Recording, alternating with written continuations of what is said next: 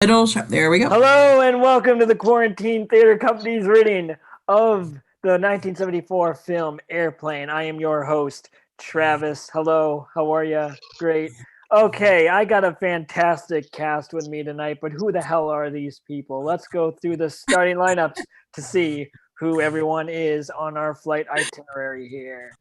Alrighty, dun dun dun dun dun dun dun dun. Dun. All right, starting with Zealot One, Shirley, elderly woman, PA system, and amongst other parts, we have Karina. Give a wave. Cool. Okay. Hi. All right, there you go. Alrighty, and our next starting, we have Jack playing Dr. Tunetsky. I didn't say that name right, but that's okay. PA system, Krishna, ground crewman, and amongst other people, we got George. Thank you, George. Alrighty, playing scene description, Fred, Zella 2, and amongst other roles as well, we got Eric in the house. Thank you, Eric. Thank you. Alrighty, and we have playing Elaine, girl, chicken lady, ground control, and amongst other people too, we got the incomparable Anne. And he's not with us yet, but he will be here soon at some point, playing Dr. Remick, Zealot 3, Hare Krishna, Soldier, Randy, Milton, Air Controller, any more people. We have Jeremy in spirit. He'll be here, I swear. Alrighty, and playing Rex Kramer, Joey, Mr. Hanman, Milton, Reporter, Radio, Stripped Controller, we got Walter. Thank you. And playing Ted Stryker, Stryker VO, Airport Steward, Tower, Mr. Heyman, Lieutenant, all these other parts. We got Curtis. Thank you, Curtis. Alrighty, that is the cast. I'm Travis, and the Tower has informed me that we are first off the runway. So, Eric, without further ado, take us away. Okay. Kentucky Fried Theaters, Airplane, written by Jim Abrahams, David Zucker, and Jerry Zucker. Edits by He Was Number One. All right. So, fade in, exterior sky, just above the clouds. Night, ominous, threatening music by John Williams starts playing. The upper tail fin of a jet plane emerges through the cloud layer and passes through the frame like a shark's fin. Dun, dun, dun, dun, dun, dun, through the water. It passes by again in the opposite direction. Music builds as the fin comes straight toward the camera. Music swells to a crescendo as an entire jet plane lifts out of the clouds and passes overhead. Title slashes through the screen. Airplane. Credits and music continue over following. Exterior airport night stock. Establishing terminal building. Exterior terminal building. Passenger loading zone night. Airport bus arrives. Stewardess Elaine Dickinson steps off. Camera follows Elaine as she walks to terminal building. The white zone is for immediate loading and unloading of passengers only. There is no stopping in the red zone. The red zone is for immediate loading and unloading of passengers. There is no stopping in the white zone. No, the white zone is for loading and unloading, and there is no stopping in the red zone. The red zone has always been for loading and unloading, and there is never stopping in a white zone. Don't tell me which zone is for stopping and which zone is for loading. Listen, Betty, don't start up with your white zone shit again. Elaine enters the terminal building. Interior terminal building night. Elaine is approached by religious zealot number 1. Hello, would like to have this flower from the Religious Consciousness Church? No, but thank you very much. Arrival departure TV monitors. Elaine approaches. Elaine's POV TV monitors reads, Flight 209 to Chicago. Depart gate 89, 7:25 p.m. Arrival monitor is goldfish swimming. Elaine, back to Elaine. She checks her watch and walks past security checks area. Camera stays with a middle-aged couple, Shirley and Jack, waiting to pass through security check. Behind them is a sign reading, Warning, hijacking is a federal offense, etc. Jack, isn't that Fred Bilford over there in the blue turtleneck? Maybe he's on our flight to Chicago. Yeah, I think he is. Hey, Fred. Fred recognized Jack. Hi, Jack! A swarm of police airport security men descend on Fred and take him away. Exterior airport, passenger loading zone night. A limousine arrives. Two colorfully dressed black dudes emerge, and an extra pesters them. Two Hare Krishnas arrive on foot and walk through the terminal. There's just no stopping in the white zone. Christ, you're as bad as your mother. Oh, really, Vernon?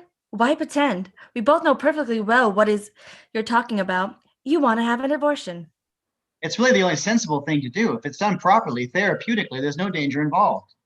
Have you considered that what's inside of me is a human being? That it's alive?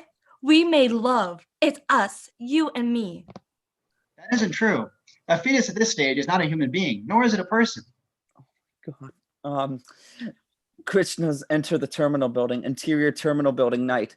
The Krishnas are approached by the religious zealot. Hello, would you like to have the flower from the Church of Consciousness? Would you like to make a donation? No, we gave it the office. Interior terminal building night. A blonde saunters through the airport, clears her throat loudly, and spits on the wall. She walks past an elderly woman standing outside a men's room door. She turns and sticks her head in the door. Go, OJ, go! Interior security check area night. Security check lady is watching the X-ray scanner. First picture is typically filled suitcase, then another, then a chest X-ray. A man passes through the metal detector archway and it beeps. Oh, shoot. Please put your metal objects on this tray. He puts his watch, keys on the tray. Oh yeah. Then he removes his metal arm and metal leg. Exterior terminal building, passenger loading area night. Mr. and Mrs. Hamen and their 8-year-old son, Joey, arrive in a station wagon. They unload luggage. The red zone is for immediate loading and unloading of passengers only. There is no stopping in the white zone. PA system, female voiceovers weeping. The red zone is for Betty, put down that gun. Oh my God. Shots and groan. The white zone is for immediate loading and unloading of passengers only. There is no stopping in the red zone. The Hammonds walk toward terminal past a businessman. Taxi! A taxi cab skids to a stop in front of him. The businessman gets in as the driver, Ted Stryker, our lead, drops the flag and rushes out. Back in a minute. Interior terminal building, baggage pickup area night. Stryker enters, looking around as if searching for someone. People are rolling down the conveyor belt of a baggage carousel, banging into each other like luggage. The luggage is standing around the conveyor belt, waiting for the people to come off. Interior terminal building, another area night. Stryker, walking briskly, is approached by zealot number 3, who tries to pin a flower on his jacket. Stryker keeps walking, but the zealot is persistent. Finally, Stryker slips out of his jacket, leaving the zealot with the coat. Your attention, please. Flight 733 from Milwaukee is now arriving on the B concourse, gate 35. Exterior one-way night. Flight 733 taxis towards gate. A ground crewman with red flashlights is directing plane to his right. A second ground crewman approaches as first ground crewman continues to direct plane to his right. Credits end. Hey, Joey, where's the forklift? Oh, the forklift, it's over there by the baggage loader. He points to the left with the flashlights. Flight 733 follows the flashlights and crashes into the terminal.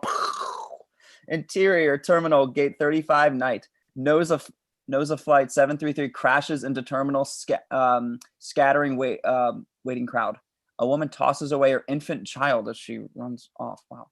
Interior terminal building, another area night. Stryker catches up to Elaine.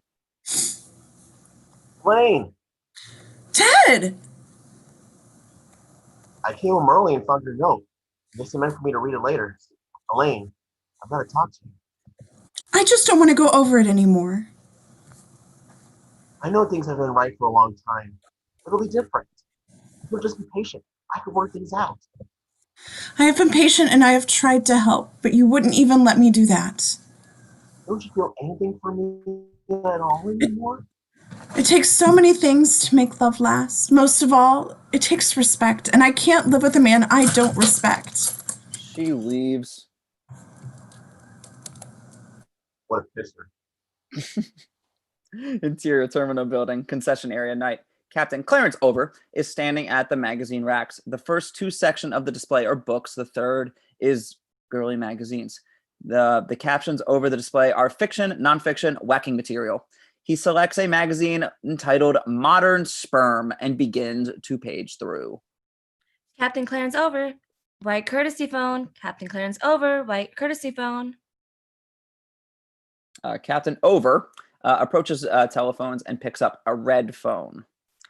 No, the white phone. He picks up the white phone. This is Captain Over. One moment for your call from the Mayo Clinic. Captain over, white courtesy phone. Captain Clarence over. I've got it.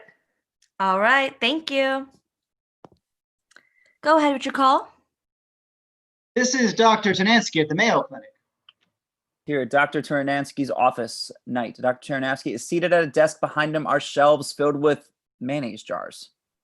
There's a passenger on your Chicago flight 209, a little girl named Lisa Davis, en route to Minneapolis. She's scheduled for a heart transplant, and we'd like you to tell her mother that we found a donor an hour ago. On his desk is a beaker containing a beating heart. We have the heart here ready for surgery, and we must have the recipient on the operating table within 6 hours. The heart jumps out of the beaker across the desk like this and falls off the edge. I want you to make sure she's kept in a reclined position and that a continuous watch is kept on her IV. Interior terminal building, phone area night.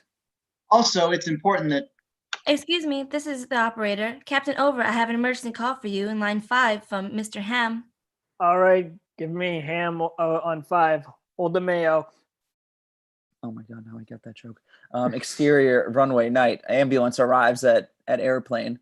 Attendants and Mrs. Davis unload Lisa Davis into a wheelchair. Interior terminal building night. Elaine and Stryker are walking together.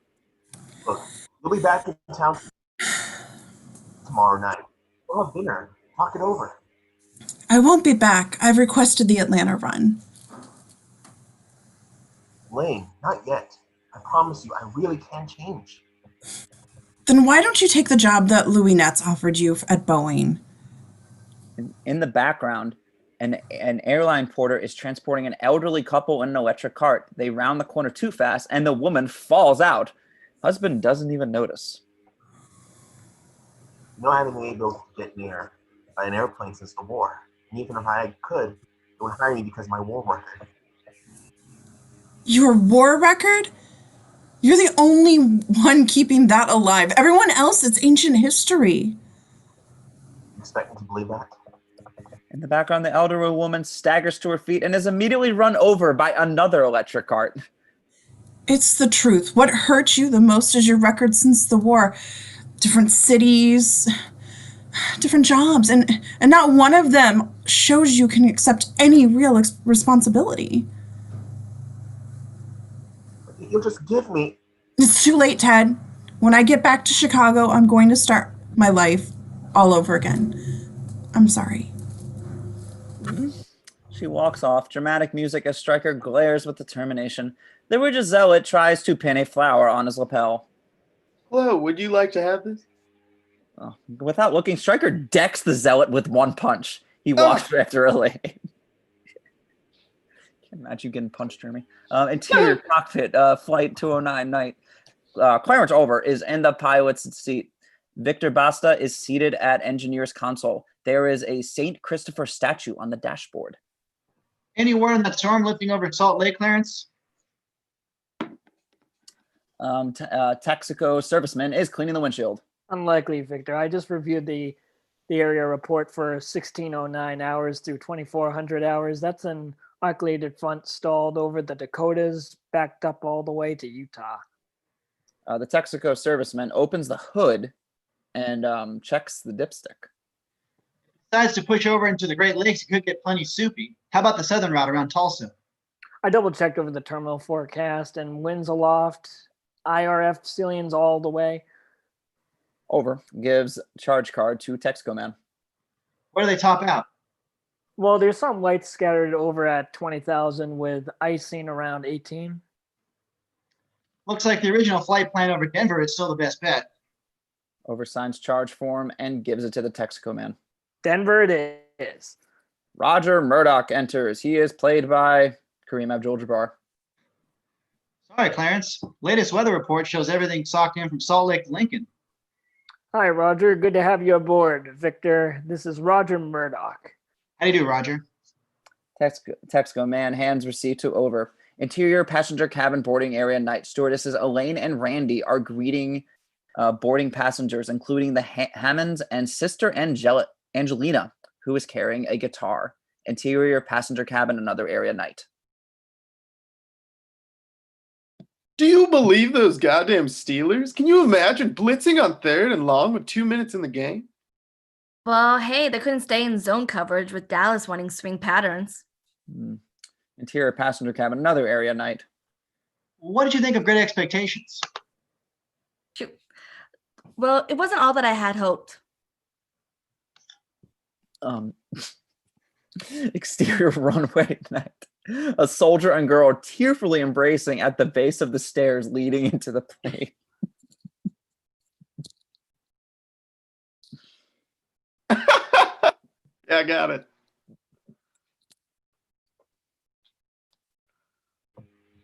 Oh, Bill, I'm going to miss you so much. You promise you'll write? Every day. Better get on board, son. Interior terminal building. It's gate 89 night. Stryker approaches check-in counter. Can you tell me if Elaine Dickinson is on this flight? She looks at the list. Well, the whole flight crew has boarded. Yes, she is on board. I like one ticket to Chicago. No baggage. Exterior terminal building, passenger loading area night. The businessman is patiently waiting in Stryker's cab. Interior terminal building, gate 89 night. Smoking or non-smoking? Smoking, please.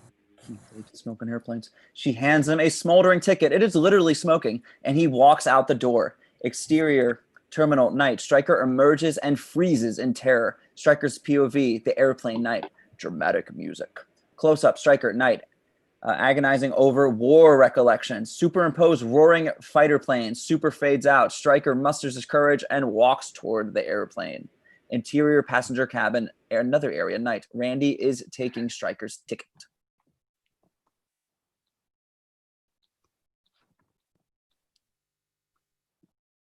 Eric, I think you're Randy, aren't you? Oh, I am Randy? Okay. I think I gave you Randy. All right, 14B. 14B, it's halfway down on your right. Thank you. As Stryker sits down, he sees Elaine, who is unaware he is on board. Stryker's POV night. Elaine is handing out pillows. We hear a ding. Insert lighted warning signs. No smoking. No yo smoco. And fasten seatbelts. Put on a seatbelts.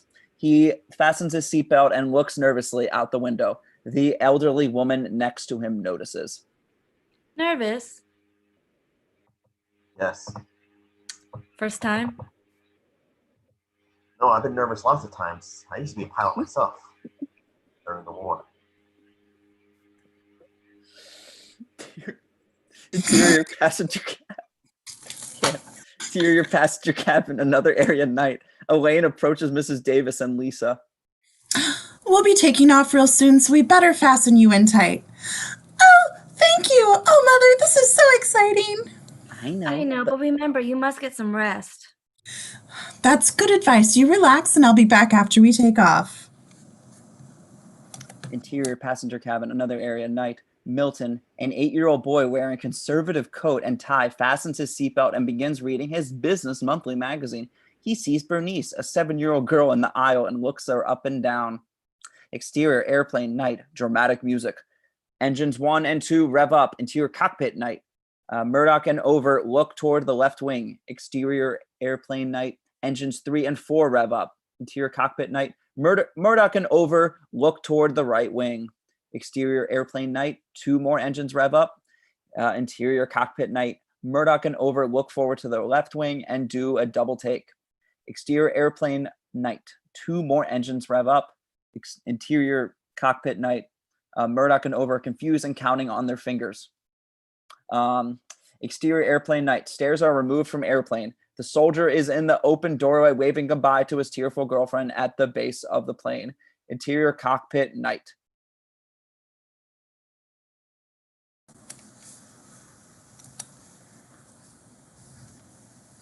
Over. 209 under control. We are loaded and ready for taxi.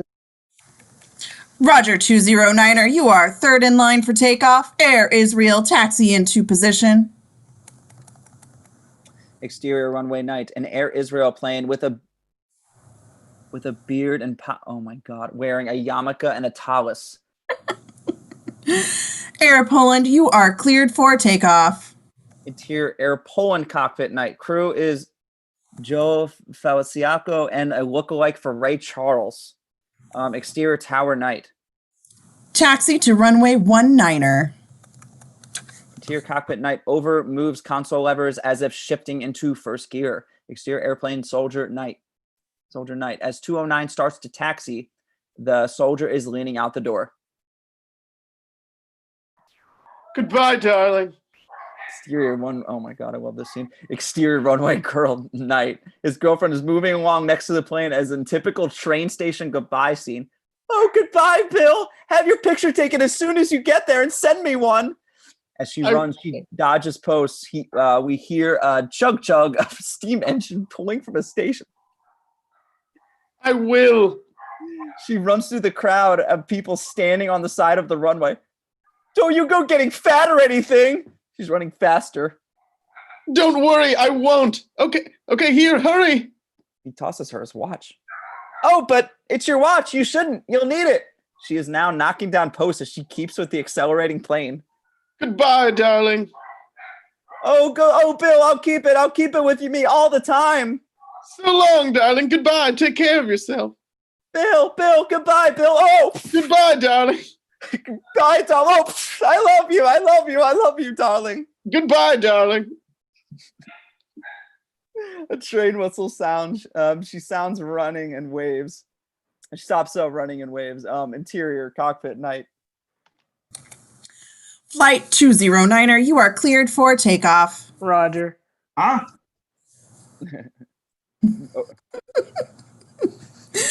LA departure frequency 2 points, Niner. Oh, Roger. Request vector, over. What? Flight 209er, cleared for vector 324. We have clearance, Clarence. Roger, what's our vector, Victor?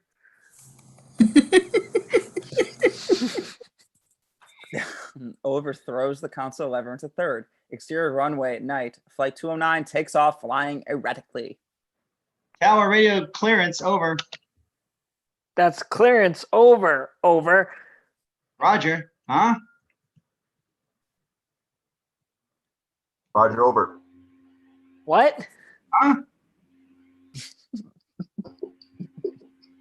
Inserts seatbelt and smoking signs going off. Interior passenger cabin night. Stryker walks to the rear of the plane and looks out the window. He swallows a couple of pills. Randy approaches. Do you feel all right, sir?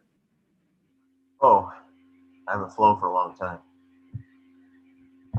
Interior passenger cabin, another area night. Elaine is handing out magazines. Good evening. This is Captain Over speaking. We'll be cruising at 36,000 feet, and our arrival time in Chicago is 10:45 Central Time. The temperature there is 62 degrees with a 20% chance of participation. And now here's Victor with People in the News. Thank you, Clarence. Ali McGraw announced another spin on the merry-go-round, and who's the lucky guy? You guessed it. None other than Olympic gymnast. Elaine approaches Mrs. Elderly. Stryker's seat is vacant. Would you like something to read? You have anything light? Elaine hands her a small piece of paper. How about this leaflet? Famous Jewish sports legends. Yes, thank you. Elaine's turn and shocked to see Stryker approaching his seat. Ted, what are you doing here? Lane, I've got to talk to you. You shouldn't have come. I don't have time now.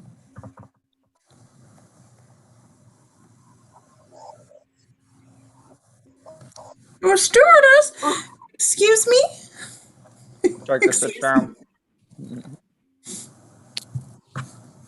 Stryker sits down. Oh, shit. Dang it. No wonder you're upset. She's lovely. And a darling figure, supple, pouting breasts, firm thighs. It's a shame you're not getting along. Yes, I know. Things used to be different. Remember when we first met? It was during the war. Oh God, here comes the Saturday Night Fever. Dissolve 2, interior Mangumba Bar night. Stryker is seated at a bar in a smoke-filled room. An assortment of unsavory characters are hanging around the bar. I was in the Air Force stationed in Drambuie on the Barbary Coast. They used to hang out in the Magumba Bar. Magumba Bar. Shapely female legs walking on the bar top in front of Stryker. Sleazy trombone music. Camera pans up, shapely female in tight fitting dress. She is playing the sleazy trombone music. It was a rough place. You'd count on a fight breaking out almost every night. 2 Girl Scouts are slugging it out, old Western style, breaking tables and chairs. Interior Magumba Bar, jukebox area at night. An unsavory character puts a quarter in the jukebox. One Girl Scout bashes the other against the jukebox buttons. Insert lighted sign. E5, make another selection. Disco tune plays. Girl Scout is bashed against jukebox again. Insert lighted sign. B17, make another selection. Girl Scout bashes again. Insert lighted sign. A12, thank you. The unsavory character nods approvingly at the selections. Interior Magumba Bar dance floor night. Patrons are dancing like John Travolta. I didn't go there that night to fall in love. I just dropped in for a couple of drinks. Back to Stryker. He turns to look toward the dance floor. But suddenly, there she was. Stryker's POV. Elaine is dancing with a grisly-looking cutthroat. I was captivated, entranced. It hit me like a thunderbolt. I had to ask the guy next to me to pinch me to make sure I wasn't dreaming. Stryker asked the burly longshoreman next to him to pinch him. He just does what I just did by giving him a look and just moving away cautiously. I was afraid to approach her, but at night, fate was on my side. Elaine's dancing partner is stabbed in the back and falls to the ground. No one notices but Stryker, who eagerly fills in. They make a perfect disco couple. The other dancers make a circle around them. They begin with fancy disco steps, move on to flips, and seemingly impossible acrobatics. Seriously. Finally ending with incredible stunts. Stryker jumping through the flaming hoops and Elaine hanging from a chandelier by her teeth and twirling. Wow. Dissolve to interior Magumba Bar. Magumba Bar dance floor night. The bar is closing, chairs on the tables, the bartenders sweeping the floor. Elaine and Stryker are dancing slowly in center of the room. One final Girl Scout flies into the frame and falls in a lifeless heap at their feet. Dissolve to interior passenger cabin night. We laughed, we talked, we danced. Never wanted to end. I guess I still don't. Enough about me. Hope this hasn't been boring for you. The camera widens to reveal Mrs. Elderly's legs dangling next to him. She has hung herself. It's just that when I start to talk about Elaine, I get so carried away. I lose all track of time. Not unlike Oliver in Jesus the Man. Interior passenger cabin. Another area night. Milton carrying a tray with 2 cups of coffee. Slick kid approaches Bernice. I happened to be passing and I thought you might like some coffee. Oh, that's very nice of you. Thank you. She takes a cup. And won't you sit down? Thank you. Cream? Oh, no, thank you. I take it black, like my men. Were you vacationing in Los Angeles? Well, it really wasn't a vacation. You see, I'm a teacher in the New York City school system, and I was attending a seminar on visual aids to education. Are you from LA? No, I'm from Washington, D.C. I'm a lobbyist for the Small Businessmen's Association. Interior passenger cabin night. Elaine is taking orders from a couple and their 8-year-old son. Would you like to order dinner now? Yes. Steak for Joey, and my wife and I will have the fish. Why can't I see the cockpit, Dad? Well, I think the pilots are too busy flying the plane for that, Joey. Gee whiz. I'll tell you what, Joey. I'll talk to the captain and see what I can arrange. Gee, that'll be swell. Would you gentlemen care to order your dinners? Subtitles appear. I would like the steak, please. Subtitles appear. I'll have the fish. Thank you. Interior passenger cabin, another area, night. Randy is taking dinner orders from the Hari Krishnas. May I take your dinner order? No, thank you. We brought our own vegetables. But we'd like some hot water for our tea, please. Randy moves on. Did you catch the jugs on that broth?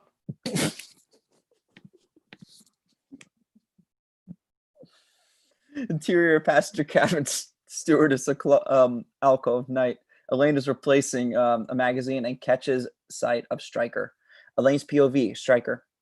Boring another passenger. Back to Elaine. She moves into the alcove and begins to pour coffee. Camera moves into close-up of Elaine. Dissolve to exterior beach day. Stryker and Elaine are running. She falls down at the water's edge, exhausted. Stryker drops to his knees and they embrace passionately. A huge wave washes over them, covering them completely. When the wave recedes, they are still locked in the same embrace. They are covered with seaweed. Fish are flopping around in the sand. Oh, Ted, I never knew I could be so happy. These past few months have been wonderful. Tomorrow, why don't we drive up the coast to that little seafood place and... Stryker frowns. Uh-oh. What's the matter? My orders came through. My squadron ships out tomorrow. I'm leading a very important mission. Oh, Ted, please be careful. I worry about you so much. I love you, Elaine. I love you. They embrace. Another huge wave washes in and covers them completely. Dissolve to interior stewardess alcove night. Elaine comes back to reality. Exterior airplane night in level flight. Interior cockpit night. Flight 209er, this is Denver Flight Control. You're approaching some rough weather. Please climb to 42,000 feet. Roger, Denver. There is a knock on the cockpit door. Elaine and Joey enter. We have a visitor. Hello. Hi. This is Captain Over, Mr. Murdoch, and Mr. Johnson. This is Joey Hammond. Come on up here. You can see better. Joey, here's something we give our special visitors. Would you like to have it? Plane thingy? He gives Joey a small toy airplane and puts his arm around him. Thank you. Thanks a lot. Have you ever been cockpit before? No, sir. I've never been up in a plane before. Have you ever seen a grown man naked? Do you want me to check the weather, Clarence? No, why don't you take care of it? We'd better get back now. Joey, can you stay up here for a while if he'd like to, writers? Could I? Okay, if you don't get in the way. Elaine exits. Murdoch picks up phone. Flight 209 to Denver Radio. Climbing to cruise at 42,000. We'll report again over Lincoln. Over and out. Joey has been paying very close attention to Murdoch and suddenly recognizes him. Wait a minute. I know you. You're Kareem Abdul-Jabbar. You play basketball for the Los Angeles Lakers. I'm sorry, son, but you must have me confused with someone else. My name is Roger Murdoch. I'm the co-pilot. Turns to pasta. Victor, why don't you get the coordinates on the altitude vector and find out the ratio of direct velocity over engine speed? Victor is puzzled. You are Kareem. I've seen you play. My dad's got season tickets. I think you should go back to your seat now, Joey. Right, Clarence? Over. No, he's not bothering anyone. Let him stay up here. All right, but just remember, my name is Roger Murdoch. Points to his name tag. I'm an airline pilot. Clarence, according to my calculations, with this tailwind, we ought to be able to make up an additional 15 minutes over the Rockies. I think you're the greatest, but my dad says you don't work hard enough on defense. Denver Control, this is Flight 209er intersecting Victor Airway 799er. And then lots of times you don't even run down court. We're turning left to a heading of 099er. And then you really try, except during the playoffs. The hell I don't. I'm out there busting my buns every night. Oh, God. Murdoch realizes he has given himself away. He quickly looks to see if Over is listening. Over is busy checking instruments. Murdoch grabs Joey by the collar and whispers angrily. Listen, kid, I've been hearing that crap ever since I was at UCLA. Pay your old man to drag Unsealed and Lanier up down the court for 28 minutes. Denver Control, this is Flight 209er, continuing on a heading 299er, 9er. God, that's such a great part. Interior passenger cabin night. Elaine is seated next to Stryker.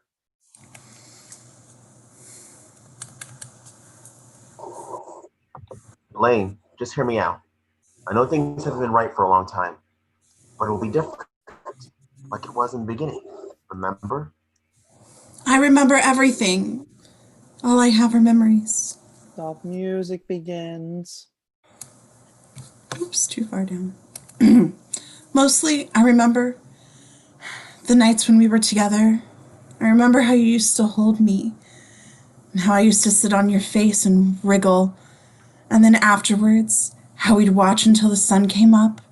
And when it did, it was almost like each new day was created just for us. That's the way I've always wanted it to be, Elaine. But it won't be, not as long as you insist on living in the past. Elaine leaves teary-eyed. Still laughing. A close-up Stryker, superimposed exterior sky day, fighter plane diving. That's me. You're too low, Ted. You're too low. A fighter plane crashes, dissolved to exterior hospital day. Sign-in front reads, U.S. Army Psychiatric Hospital, Pentothal available. Master charge, visa, carte blanche. Dissolved to interior hospital day. Stryker is lying in bed, painting a canvas. Elaine is is seated at his bedside. You got a telegram from headquarters today. Headquarters? What is it? It's a big building where the generals meet, but that's not important right now. They've cleared you of any blame for what happened at the raid. Isn't that good news? Insert Stryker's painting, a surreal image of a soldier contorted like a pretzel, clutching a machine gun in one hand and a crying infant in the other. Back to hospital day. Is it? Because of my mistake, 6 men didn't return from that raid. 7. Lieutenant Zip died this morning. Ted, Dr. Sandler says you'll be out in a week. Isn't that wonderful? Sandler. In the background, a doctor in a white lab coat is attending a patient. When he turns around, we see he is wearing an STP insignia on his back. I wish I could say the same for George Zip. Be patient, Ted. No one expects you to get over this immediately. Stryker is despondent. Hey, Stryker. Interior hospital angle. Sergeant Macabre day. He is posing for Stryker's painting, contorted like a pretzel, holding a machine gun in one hand and crying baby in the other. How about a break? I'm getting tired. All right, take 5. Macabre untangles himself and walks off. What? Interior hospital close-up Elaine day. I found a wonderful apartment for us. It's got a brick fireplace and a cute little bedroom with mirrors on the ceiling and...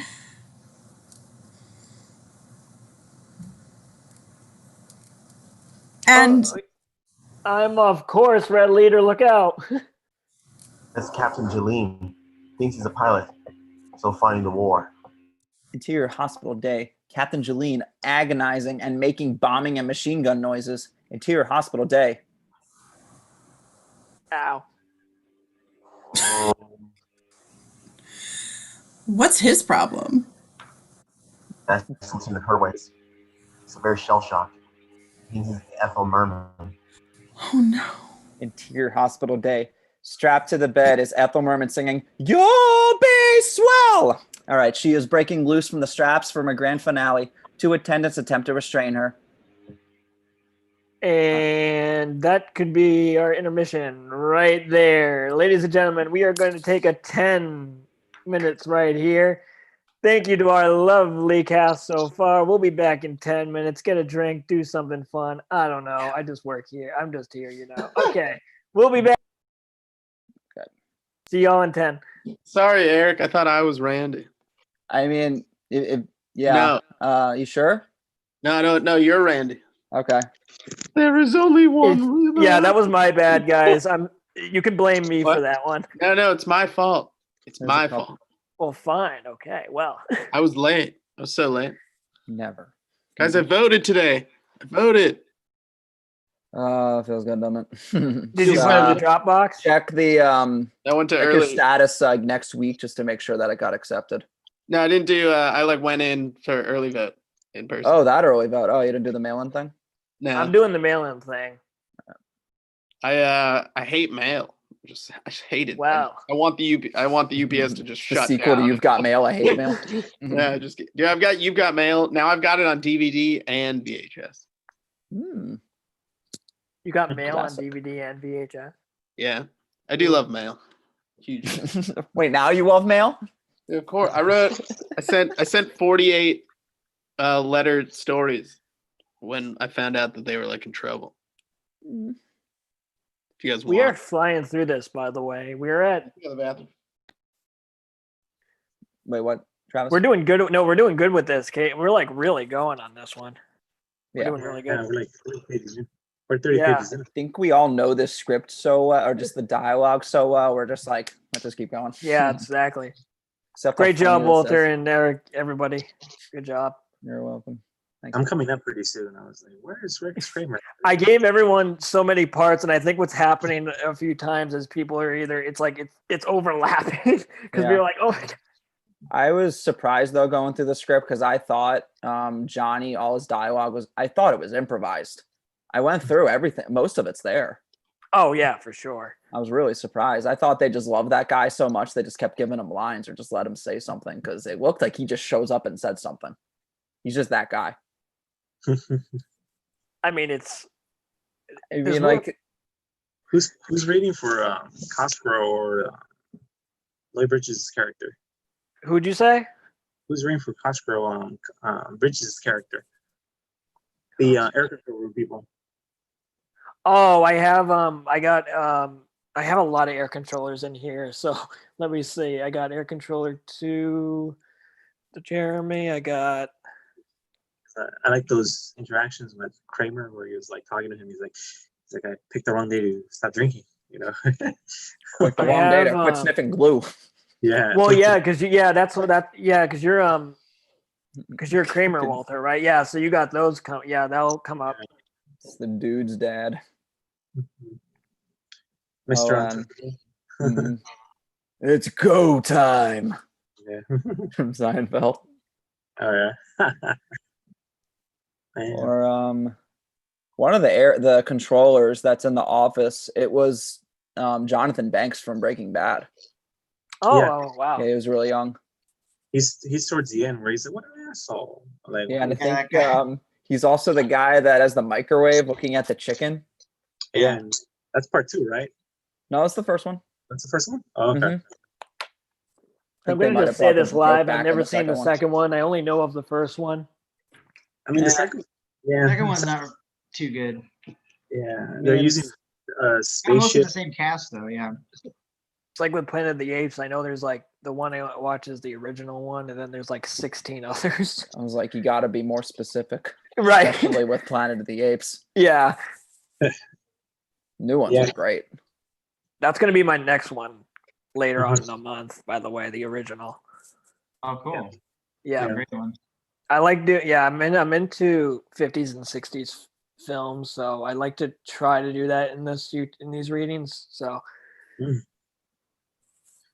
I know, like, I've seen the original and I've seen some of the original sequels. I saw the Burden one and then I saw the new trilogy. I've been to the location where he saw the when he witnesses the part of New York on the beach. I've been to that location in Point Du Point Beach. Nice. Yeah, it's really cool. Did you drop on your knees and Yeah, you blew it up.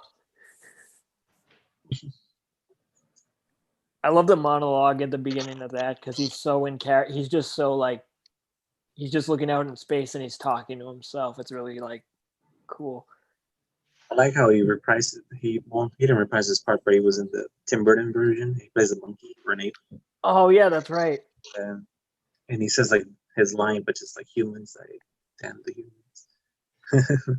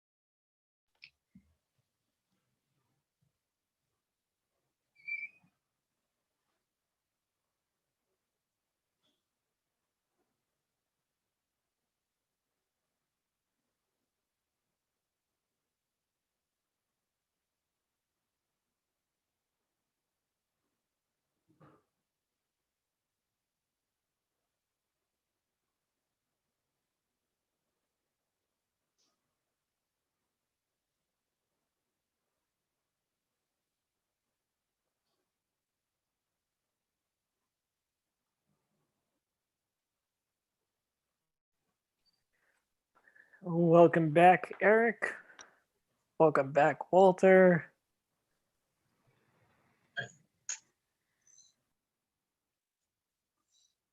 Practicing the song. It's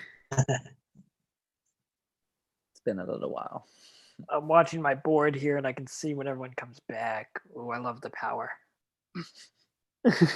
Don't go mad with power. He's got too much power. Yes. Careful, my young apprentice. Good. We just need. All right, perfect. We got a good leads back. We're just waiting on Elaine, aka Anne. Elaine! And Elaine is back. I can see the cameras on. Okay. Is everybody here? Can you all hear me? We can see you too. Cool. You're all here and you can all see me. Great. Okay, we are back. And Eric, without further ado, let's get back to the flight. Seatbelts, fastens, light is on, whatever the hell you call it, it's on. Interior passenger cabin. Back to the Striker night. Excuse me, sir. Would you like some coffee before we serve dinner? No, no thank you. Randy moves on to the Hammonds. Would either of you like another cup of coffee?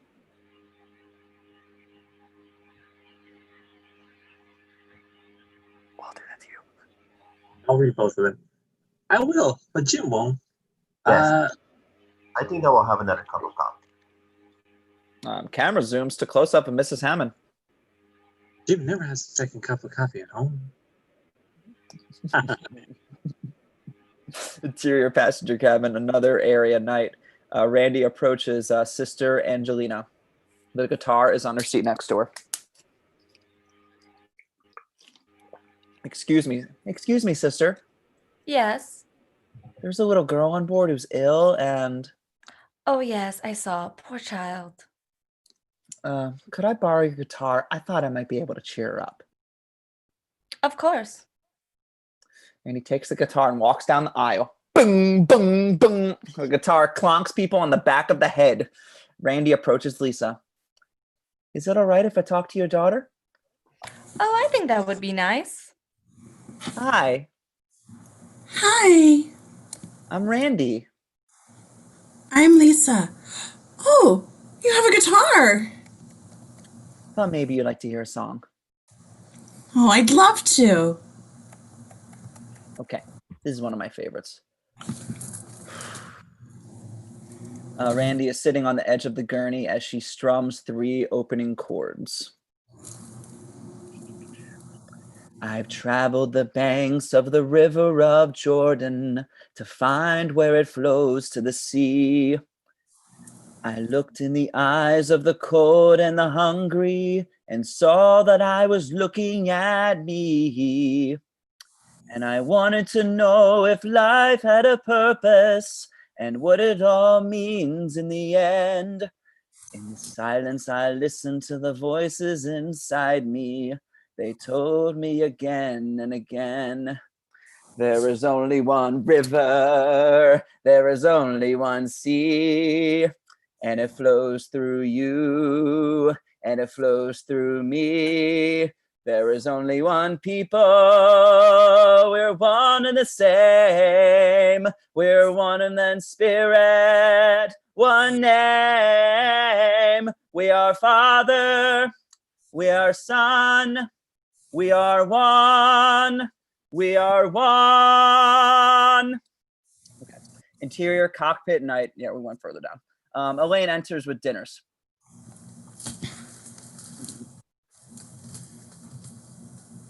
Over. Oh, and hold on. Hey, we've been waiting for you a little bit late tonight. Who wants to be first? All right, Clarence, I got it. Over removes his headset. Elaine puts tray down. How's the weather? Not so good. We've got some heavy stuff ahead of us. It might get rough again unless we can climb on top. But our airspeed is holding steady at 610 knots. That's great. By the way, Joey Hammond asked me if you would autograph this basketball. Murdoch autographs it reluctantly. Interior passenger cabin night. A Japanese general dressed in World War II uniform is now seated next to Stryker. After the war, I didn't want to get as far away from this as possible. So Lane and I joined the Peace Corps. We were assigned to an isolated tribe, the Malombos. Dissolved to exterior African village day. Stryker and Elaine are being escorted to the chief's hut by 2 guards. We hear jungle animal sounds. The chief is standing in front of his hut, surrounded by several tribesmen who are making the jungle animal sounds. They had never seen Americans before. When Stryker and Elaine arrive, the chief holds up his hands and the sounds stop. At first, they didn't know what to think of us, but soon we gained their trust. The chief extends his right hand for a conventional handshake. Stryker shows him power grip. When the chief is pleased, Stryker gives him 5. The chief pauses, then decks Stryker. It really was a challenge during the year introducing them to our Western culture. Dissolved to exterior jungle, another area, day. Elaine is having supperware party for the women. Also, Tupperware products are ideal for storing leftovers to help stretch your food dollar. This 2-quart Seals 'em Right container with a special close 'em tight lid keeps hot dog buns fresh for days, preventing sugared cereals from sticking. She scoops a ladle of corn mush from a carved wooden bowl into a Tupperware container. Meat and dairy products are protected against unwanted refrigerator orders when sealed in this non-slip pastel-colored Freeze-A-Leer. When she burps the lid, the Tupperware makes a human burp sound. Exterior jungle, another area, day. Stryker nailing crude basketball rim and net to tree.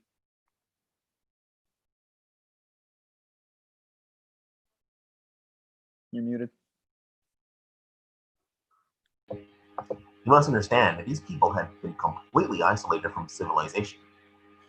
Stryker demonstrates a 2-handed set shot to the natives. He misses. No one had ever outlined a physical fitness program for them, and they had no athletic equipment.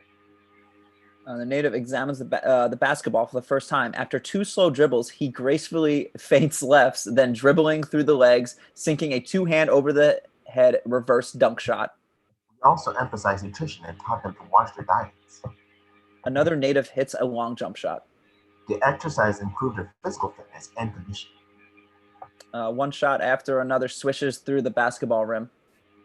My working with them seemed to reinforce our objective, group cooperation, and control competitive activity. Stryker approaches Elaine, who is standing on the sideline. As they talk, the natives are passing the ball around and shooting baskets Harlem Globetrotter fashion. I think they're getting the hang of it. When we re-enlist, I'll teach them baseball. Ted, I don't want to stay here. It's time for us to go back home, to the plans we made before the war. A lot of people made plans before the war, like George said. He walks away, dejectedly. Camera stays with Stryker as he pours Gatorade into a glass. I guess it was at the moment that I first realized Elaine had doubts about our relationship, and that, as much as anything else, led to my drinking problem. Gosh, this is one of the best jokes ever. Stryker has a problem drinking, but not what you think. He raises his glass of Gatorade, then suddenly pours it on his forehead. Thought of that. Solved to interior passenger cabin night. We did come back to the States. I tried a number of jobs. Well, I could go on for hours, but I'd probably start to bore you. Japanese general is kneeling on the seat, committing harikari. You know, I really couldn't blame Elaine. She wanted a career. I was offered a job at Boeing, but I couldn't bring myself to take it. Exterior LAX passenger loading area night. The businessman waiting in Stryker's cab checks his watch.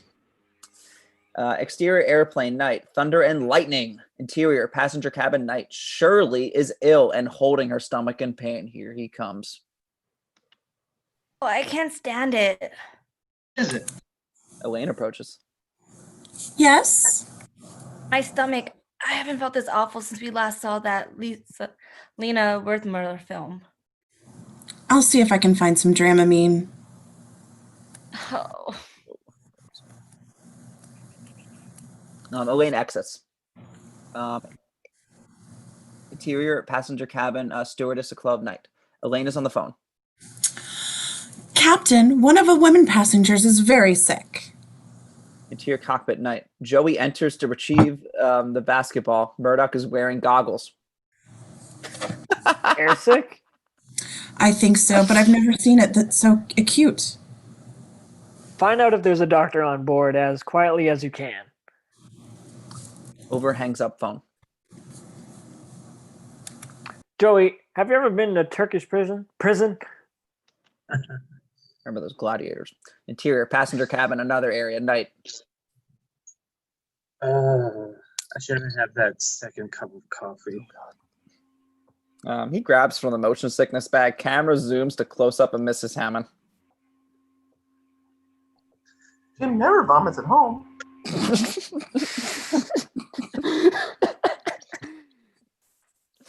Exterior airplane, thunder and lightning, more of that. Interior passenger cabin night. Elaine is speaking to couple. I'm so sorry I had to wake you. I'm just looking for a doctor. There's nothing to worry about. Middle-aged lady, Mrs. Yaffe, having overheard this conversation, beckons to Elaine. Stewardess! I think the man next to me is a doctor. The man next door is wearing a surgical cap with a mask. Hanging around his neck is a stethoscope. He's sleeping. Sir, excuse me, sir. I'm so sorry to have woken you. Are you a doctor? That's right.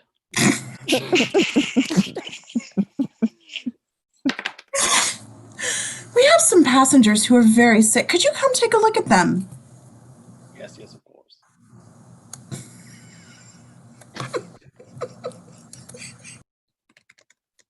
Rumac picks up a bag and exits with Elaine. Interior passenger cabin, another area night. Rumac and Elaine enter. Rumac stoops over to Shirley, and surgical instrument is slapped into his hand from off screen, where he pokes her stomach with his hand. Pain there? She winces and nods. May I see your tongue, please? She sticks her tongue out. Rumac pulls on it until it is obviously too long. He continues to pull, and the tongue becomes multicolored magician scarves. Then he pulls out a bouquet of flowers, followed by a white dove. I'll be back in a minute. Rumac takes Elaine aside. You better tell the captain we've got to land as soon as we can. This woman has to be gotten to a hospital. A hospital? What is it? The big building with patients, but that's not important right now. I must speak to him. Certainly. Exterior airplane, thunder night. Interior cockpit night. Thank you, Omaha 2209er out. Victor, we're running into a heavy storm. Can you... Over turns to see Basta slumped over the console. Dramatic music! Victor, Roger, take over. Over lifts Basta onto the ground. Exterior airplane night. More thunder and lightning. Interior cockpit night. Murdoch flying the plane alone wipes his brow and appears ill. Interior passenger cabin night. Outside the cockpit door night. Captain, how soon can we land? I can't tell. You can tell me. I'm a doctor. No, I mean, I'm just not sure. Can't you take a guess? Well, not for another 2 hours. You can't take a guess for another 2 hours? No, I mean, we can't land for another 2 hours. Fog has closed down everything this side of the mountains. We got to go through to Chicago. To Chicago. Suddenly the plane rocks violently. Rumac and Over lose balance. Exterior airplane night. Thunder and lightning. Plane is flying erratically. Interior cockpit night. Murdoch, unconscious like that, is slumped over controls. Over and Rumac burst into cockpit. Over gets into the pilot seat. Elaine enters. Get him out of there. Insert altimeter and flight controls. Altitude is fluctuating. Interior cockpit night. Over struggles with controls. The extricate Murdoch from behind the wheel. He is wearing shorts, knee pads, and basketball shoes. Exterior airplane night. Climbing and diving. Interior passenger cabin night. Passengers are being tossed about. A woman applying lipstick smears it over her face, and many times after this, insert lighted symbols. Cigarette with line slashed through. A couple fornicating with line slashed through. Interior cabin night. Randy loses her balance and shoves dinner right into a passenger's face. Interior cockpit overnight. Struggling with controls, finally regains level flight. Exterior airplane night. Thunder and lightning. The plane levels off. Interior cockpit night. The St. Christopher statue is holding a motion discomfort bag to its mouth. What is it, Doctor? What's happening? I'm not sure. I haven't seen anything like this since the Lena Wertmüller Film Festival. Rumek and Elaine are now standing face to face. Over in the foreground is at controls. What is it? What was it we had for dinner tonight? Well, we all had a choice, steak or fish. Yes, I remember. I had lasagna. Points to Johnson. What did he have? He had fish. Randy enters the cockpit. We have 2 more sick people and the rest of the passengers are worried. I'll take care of the passengers. Elaine, find out what the 2 people had for dinner. This is Captain Over speaking. Interior passenger cabin night. Passengers are listening to the PA. It's been a little bumpy out here, but we'll be past it in a few minutes. Randy and Elaine drag Murdoch and Vasta down the center aisle. No reason to panic. A couple of points of interest. We're just now passing over the Hoover Dam, and later on our course will take us just south of the Grand Canyon. Interior cockpit night. Meanwhile, relax and enjoy the rest of your flight. Okay? Okay. He hangs up the phone, turns to Rumek. That should do it. Interior passenger cabin night. Absolute pandemonium. Passengers yelling, screaming, tearing their hair out, climbing about. Interior cockpit night. Chicago, this is Flight 209er. We're in trouble. Interior O'Hare Weather Center. Close-up typewriter night. Camera pulls out a real dispatcher typing Over's message. We got to have all altitudes below us cleared and priority approach and landing in Chicago. Over. We read you. Stand by 209er. When he tries to remove paper from the typewriter, it rips in half. Exterior airplane night. Thunder and lightning. Interior passenger cabin night. Randy approaches Hammond. Mr. Hammond is sick. Yes? Oh, stewardess, my husband's very sick. Can you do something, please? Well, the doctor will be with you in just a moment. One thing, did you know what he had for dinner? Yes, of course. We both had fish. Why? Oh, it's nothing to be alarmed about. We'll get to you very shortly. She turns to walk toward the camera with that horrified expression. Interior cockpit night. Elaine enters, turns to face Rumek. Over is at controls on the foreground. Dr. Rumek, Mr. Hammond ate fish, and Randy says there are 5 more cases, and they all ate fish too. Let's see now. The co-pilot had fish. What did the navigator eat? He had fish too. Over is picking up on the conversation. All right. Now we know what we're up against. Every passenger on this plane who ate fish for dinner will become violently ill within the next half hour.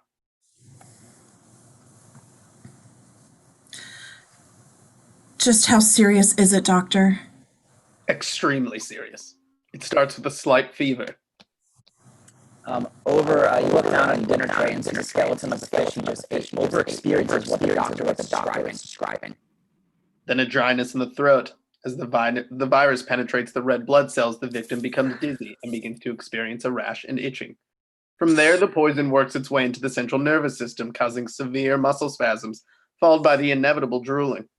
At this point, the entire digestive system is rendered useless, causing the complete collapse of the lower bowels, accompanied by uncontrollable flatulence, until, finally, the poor bastard is reduced to a quivering, wasted piece of jelly. Rumek passes out and pitches forward under the controls. Rumek and Elaine lose balance as the plane dives. Exterior airplane night. Thunder and lightning as the plane is diving. Interior passenger cabin night. The passengers are being tossed about. A woman applying rouge smears it all over her face. Interior cabin area, another area. Close up, a plate of Jello wiggling. Camera pans up to braless women whose breasts are wiggling. Interior cockpit night. As they finally untangle over from the wheel, he gains semi-consciousness. Turn on automatic pilot. Over passes out. Automatic pilot. Automatic pilot. There it is. Insert switch marked automatic pilot. Elaine's hand tenuously reaches for and turns the switch on. Interior cockpit co-pilot seat night. Sound of rushing air as an instantly inflatable balloon pilot takes shape in seat with hands on the wheel. His uniform and cap are painted on, and he has an alert "leave the driving to us" expression on his face. His name is Otto. The place immediately regains level flight, and Elena Rumack sigh of relief.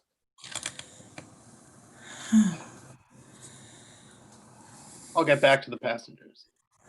Rumack exits.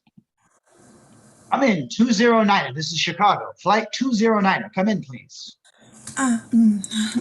Elaine picks up the mic while she's still standing. This is Elaine Dickinson. I'm the stewardess. Captain Over is passed out on the floor, and we've lost the co-pilot and the navigator, too. We're in terrible trouble. Over.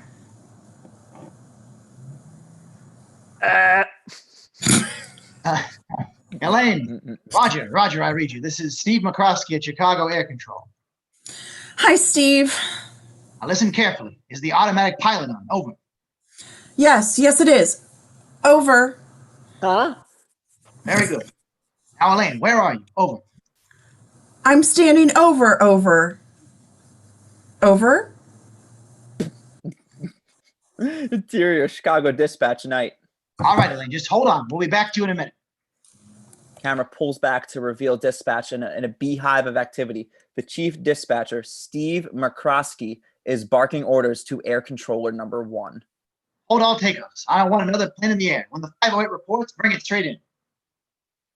Air controller number 1 exits quickly. McCroskey picks phone. On a general bulletin to suspend all meal service on flights out of Los Angeles. He hangs up the phone and talks to air controller number 2. All dispatchers who remain at their posts. It's got to be a long night. Air controller number 2 exits. McCroskey notices he is out of coffee and turns to air controller Johnny Hinshaw. How about some coffee, Johnny? No thanks. Air controller number 3 enters. I want the weather on every landing field on this side of the Rockies, no matter what the size. Air controller number 3 exits. Air controller number 4 enters. Understand? Air controller number 4 exits. Air controller number 5 enters. Any place where there's a chance to land this plane. Air controller number 5 exits. Siamese twins enter. Stan, go upstairs to the tower and get a runway diagram. Terry, check down the field for emergency equipment. The Siamese twins leave. In the background, we see them trying to walk in opposite directions. Air control number 1 enters. Chief, there's a fog down to the deck everywhere east of the Rockies. There's no possible place they can land. They'll have to come through Chicago. Looks like I picked the wrong week to quit smoking. Oh, here we go. He lights up a cigarette. McCroskey walks toward a table and leans on his hands. I want the best available man on this. A man who knows this plane inside and out, won't crack under pressure. How about Mr. Rogers? Get me Rex Kramer. Exterior airplane night. Lightning and thunder. Interior cockpit night. Elaine is in the pilot seat, and the inflated automatic pilot is in co-pilot seat. Now, Elaine, right next to the throttle is the airspeed gauge. What speed does it indicate? 320 miles per hour. Insert airspeed gauge. Back to scene. We see, but Elaine does not notice the automatic pilot very slowly beginning to deflate. Good. Now check your altitude. That's the dial just below and to the right of the airspeed indicator. 35,000 feet. Insert altimeter. Altitude is dropping. Back to scene. No, wait. Now it says 34,000 feet. It's dropping. It's dropping fast. Why is it doing that?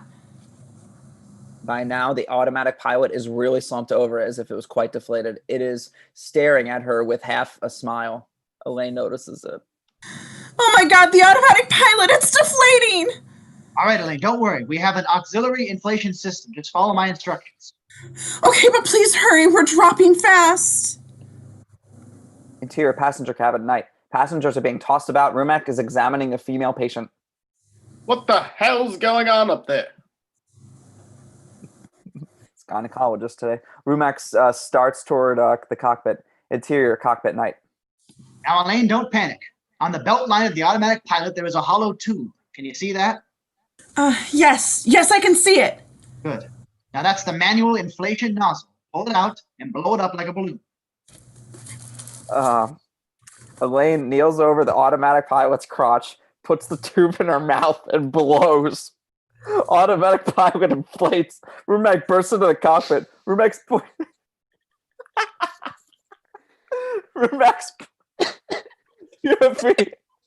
back to the automatic pilot with Elaine kneeling over its crotch. Interior passenger cabin outside of cockpit night. Rumek slams the door in disbelief. Close up automatic pilot with a big smile on its face. Interior passenger cabin, another area night.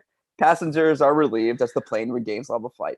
Exterior airplane through the cockpit window night. Elaine and the automatic pilot are relaxed in their seats. Both are smoking cigarettes. Exterior airplane night, thunder and lightning. Interior cockpit night. Rumek enters. Elaine, you're a member of this crew. Can you face some unpleasant facts? No. All right. Unless I can get all these people to a hospital quickly, I can't even be sure of saving their lives. Now, is there anyone else on board who can land this plane? Well... Interior passenger cabin night. Stryker struggling with his drinking problem. He pours the drink between his cheek and ear. I love that joke so much. Interior cockpit night.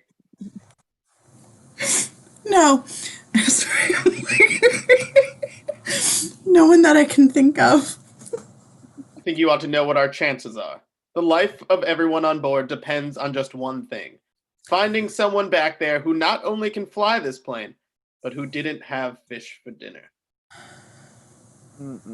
Camera zooms in a close-up of Elaine's face and realizes the severity of the situation. Exterior airplane night, thunder and lightning. Interior passenger cabin night.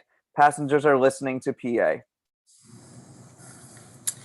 Ladies and gentlemen, this is your stewardess speaking.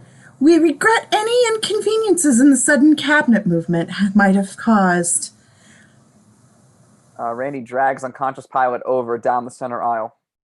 This is due to periodic air pockets we encounter. There is no reason to become alarmed, and we hope you enjoy the rest of your flight. By the way, is there anyone on board who knows how to fly a plane? Absolute pandemonium. The passengers are yelling, screaming, tearing their hair out, and climbing around. A naked woman runs down the aisle. Sister Mary is choking a Krishna. Two passengers are dueling with swords.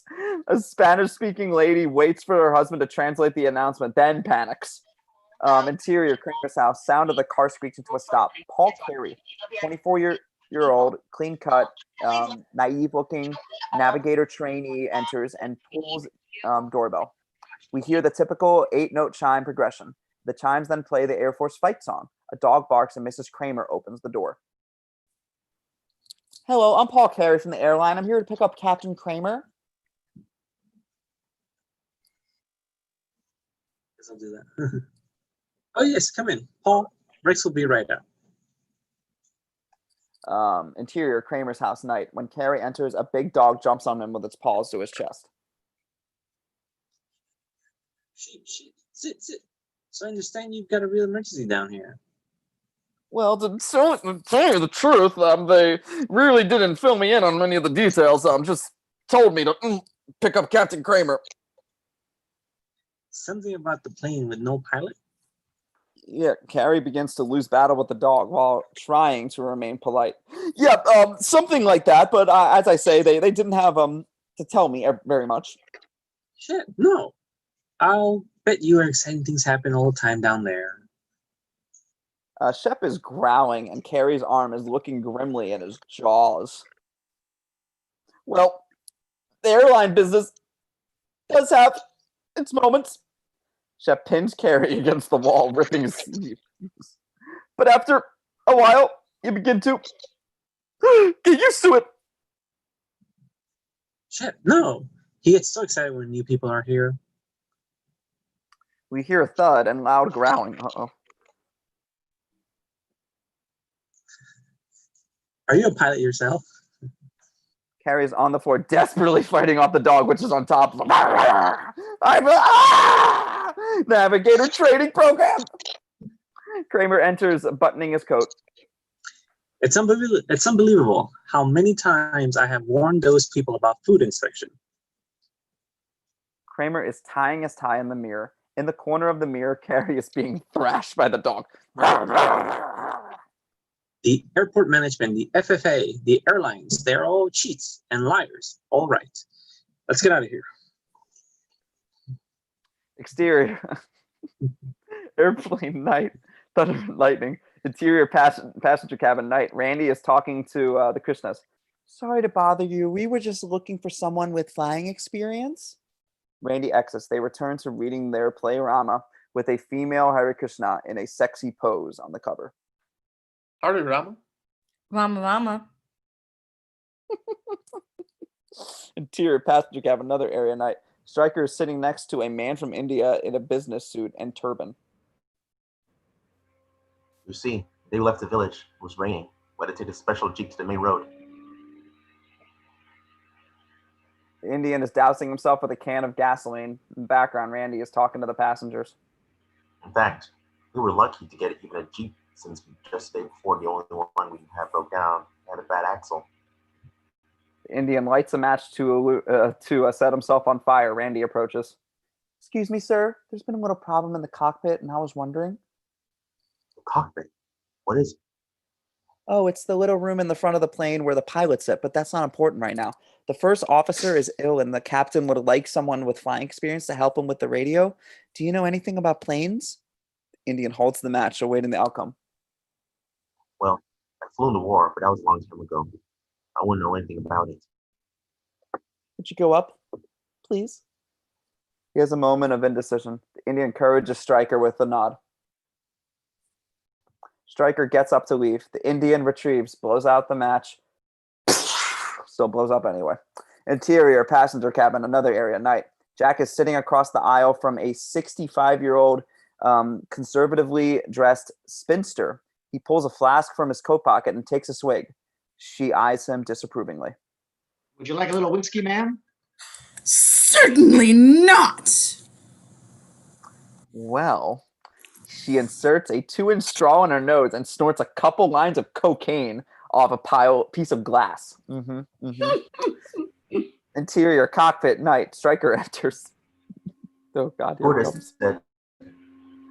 Stryker's POV, the empty pilot seat, and inflated automatic pilot. Both pilots. Can you fly this airplane and land it? Surely you can't be serious. I am serious. And don't call me Shirley. What flying experience have you had? Well, I flew single-engine fighters in the Air Force, but this plane has 4 engines. It's an entirely different kind of flying altogether. It's an entirely different kind Different kind of flying.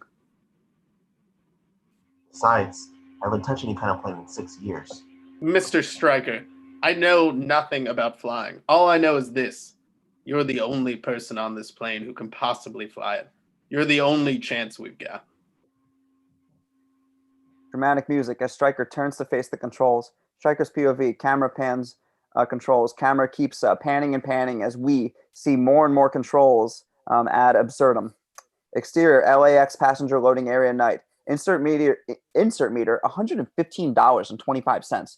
The businessman in Stryker's cab checks his watch. Dude, why haven't you left yet? Interior, Chicago dispatch night. Tell Omaha to acknowledge and stand by. Get every piece of emergency equipment you can reach. Alert at every mile of the way from here to the mountains. Hinshaw grabs air controller number 1's tummy. Would anyone care for a roll and coffee? Phone rings. Chief. We'll need a pre-landing flight check. Tell them I'm in the dispatch office and I want it here fast. It's your wife.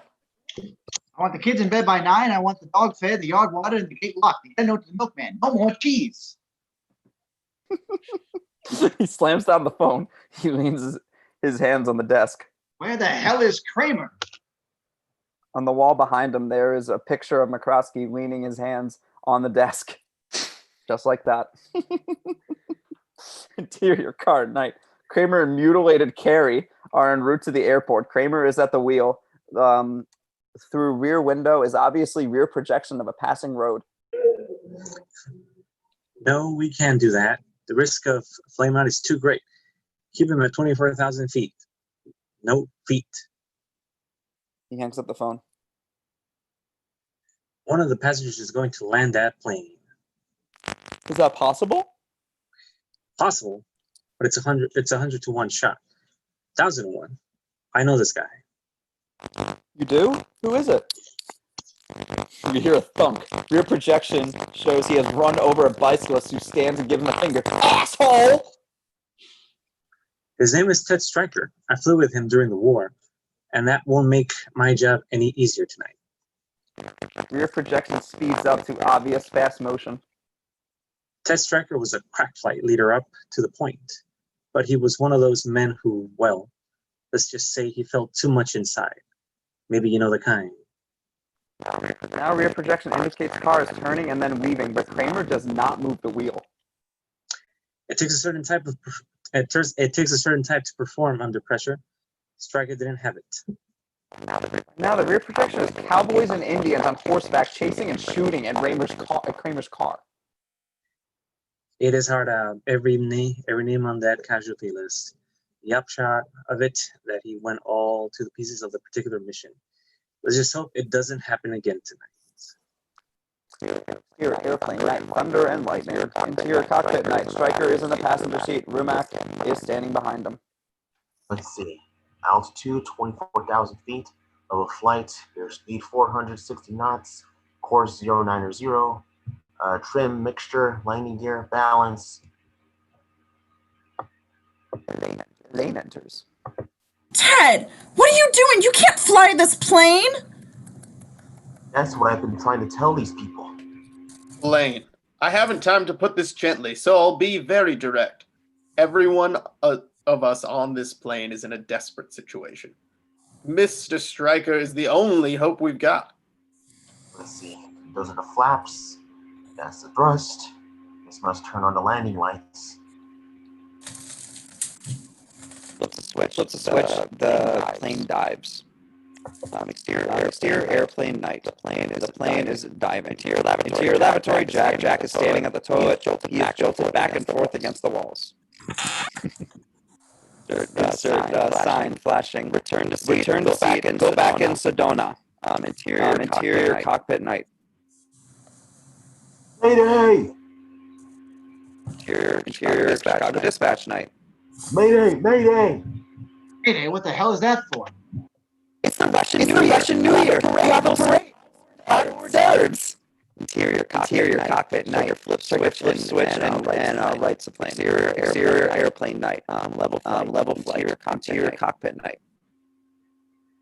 209, are you okay up there? Yeah, I was just trying out the landing lights.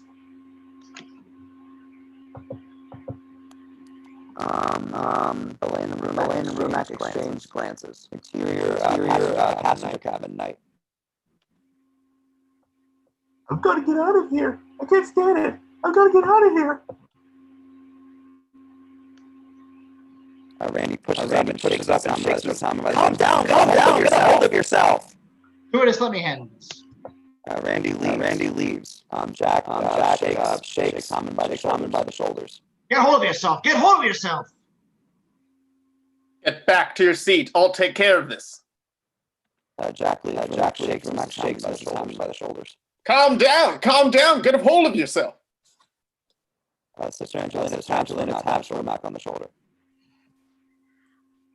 Doctor, you want it on the phone.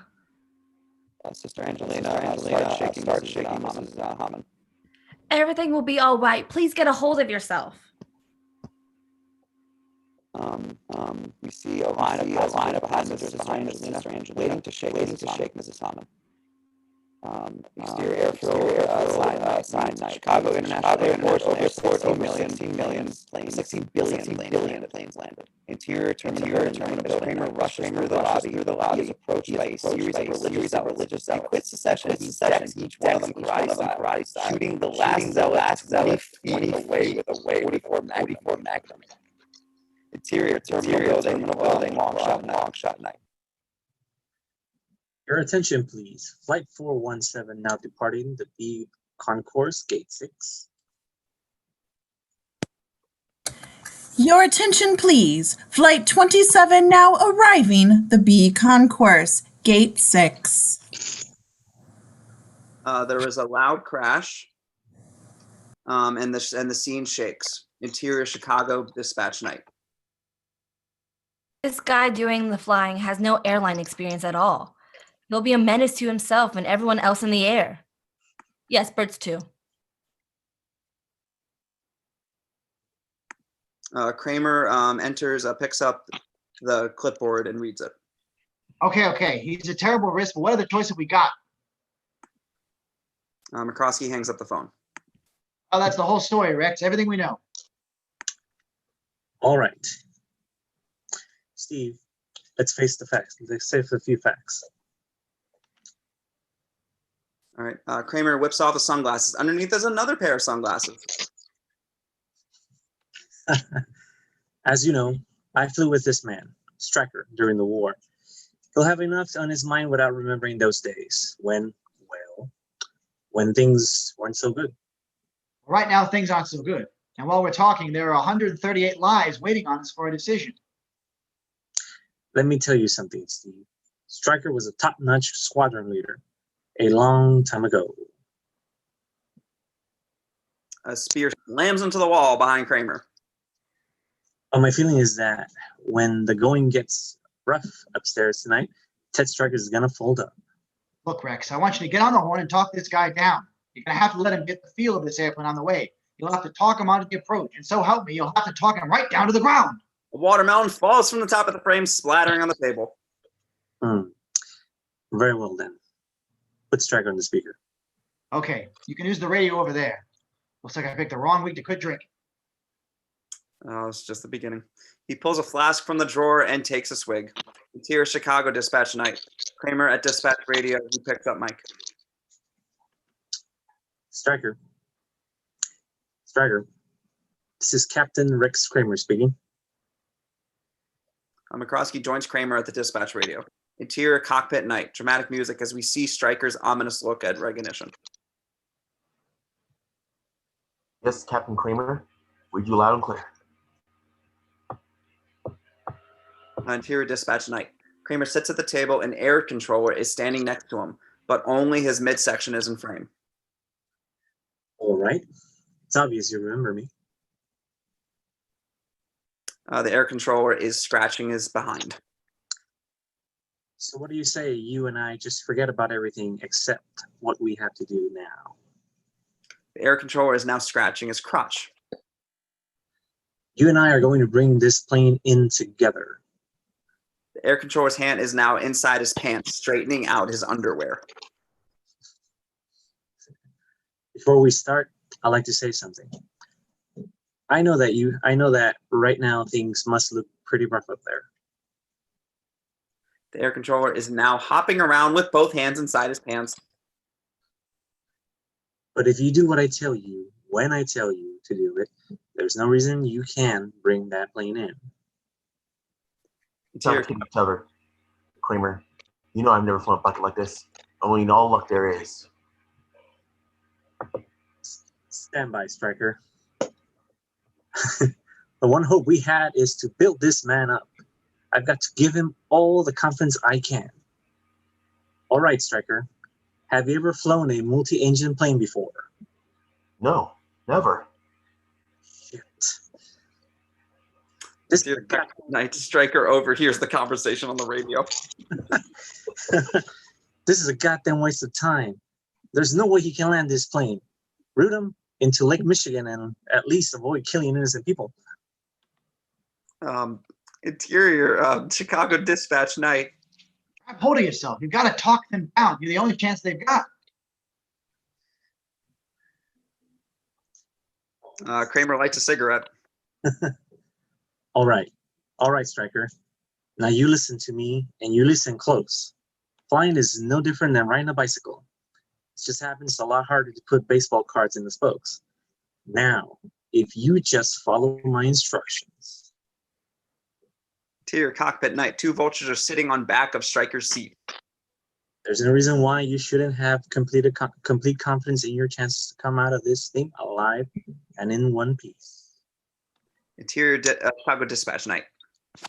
First, I want you to familiarize yourself with the controls. Later, we'll run through the landing procedures. Kramer takes a last drag on his cigarette and tosses it out the window. He plugs his ears around his fingers and ducks through as Kramer has thrown a grenade. There is an explosion off screen. All right. Now, I'd like you to disengage the automatic pilot, but watch any violent movement of the controls, like you used to make the Spitfires in Phantoms. Okay. At night. I'm going to unlock the automatic pilot. Striker switches off the automatic pilot button. Automatic pilot shoots upward out of the seat. Elaine is thrown to the floor. Striker struggles desperately to control the plane. Exterior airplane night, flying erratically. Interior cockpit night. Just remember, the controls will feel very heavy compared to the fighter. Striker is fighting the wheel and the autopilot, which is drifting in his way. Finally, he throws the autopilot to the rear of the cockpit. Don't worry about that. It's perfectly normal. You must watch your airspeed closely. Don't let it fall below 520.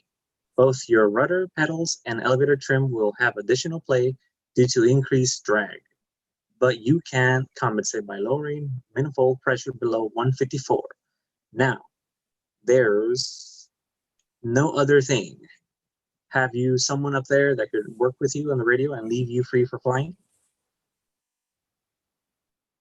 Yes, the stewardess is here with me. Elaine rises. The autopilot is on her back, its hands clinging to her breasts. She removes it and sits in the engineer's console. Have her take the co-pilot seat. Elaine takes her seat as Striker regains control of the plane. He hands Elaine the mic. The radio's all yours now. And keep an eye on that number 3 engine. It's running a little hot. Insert number 3 engine gauge. A little hot is blinking. Back to interior cockpit night. Striker, what kind of weather are you in up there? Rain. And a little ice. And a little ice. How's it handling? Sluggish like a wet sponge. Sluggish like a wet sponge. All right, Striker. You're doing just fine. Damn good thing he doesn't know how much I hate his guts. It's a damn good thing you don't know how much he hates your guts. Interior passenger cabin night. Sister Angelina is singing to the Klishnas. I sit by the telephone for hours. I love when men send me flowers. I enjoy being a girl. Interior passenger cabin night. Jack is comforting and ailing Shirley. She is perspiring. How you doing, honey?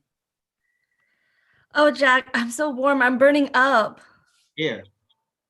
He reaches up and opens the overhead air nozzle. Air rushes out with hurricane force. As Jack struggles to turn off the nozzle, Shirley is blown about, and adjacent passengers' papers go flying from the briefcase. And Ari's Christmas toga flies up, revealing polka dot boxer shorts. And extras toupee flies off. Probably the lipstick lady. Interior passenger cabin night, soft music. After my wife died, I felt like a fifth wheel, you know? So many years being with one person, a very wonderful person, makes you always think of yourself as part of a pair. When Ethel passed away, I was lost. I couldn't function socially, and I couldn't function in business. Well, after a thing like that, you wouldn't be expected to. I think it's time we stop talking about me. A woman like you, why haven't you ever been married? Well, I'm afraid that's a question that's all too easy to answer. I know the answer. Career. A smart woman like you became so involved in your work, you didn't have time for marriage. I wish I could fool myself into believing that that's the reason. The truth of the matter is, no one ever asked me. You know, here we are having coffee together and discussing education and business and economy. We don't even know each other's names. Full names, I mean. Mine's Eleanor. Eleanor Schiff. That's a lovely name. Mine's Milton. Milt Ettenheim. My friends call me Bubbles. Your bubbles forever now. Interior passenger cabin night. Randy approaches Mrs. Schiff. Would you care for a soft drink? I'd be glad to. Randy hands a large bottle of Coca-Cola wrapped in a baby blanket to Miss Schiff, who cradles it in her arms. Oh, such a nice soft drink. Interior, O'Hare Weather Center, close up on typewriter. Hammer pulls out to reveal dispatcher typing message.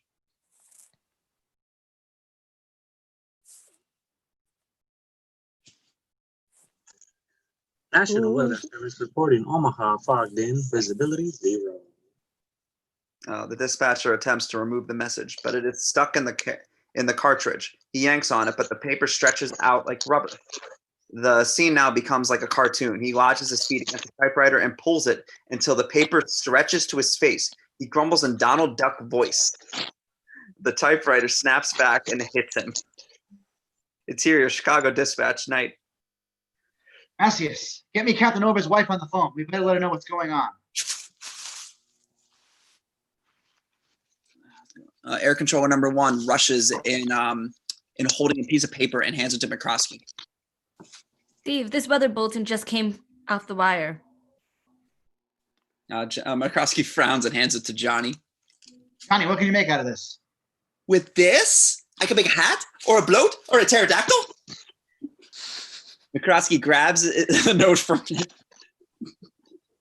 Interior bedroom night. Mrs. Over is in bed. Phone on night table rings. She reaches for it sleepily. Hello? Mrs. Over, Yes, this is Mrs. Over. this is Ed Macias, calling from the airport. There's some trouble on your husband's flight. Shot widens to reveal she's sleeping with a horse. We don't know how serious it is yet, but Harry Ballard thought you'd want to get down here right away. I'll be right down. She hangs up the phone and rises. I've got to go to the airport, so you can let yourself out the back door. There's juice in the refrigerator. Did you finish? Was I good? Oh, you're also concerned about your performance. Oh my God. Exterior airplane night. Thunder and lightning, turbulent weather. Interior cabin night. Randy approaches Mrs. Schiff, who is caring for a drink. Would you care for another drink? No, thank you. I'm still nursing this one.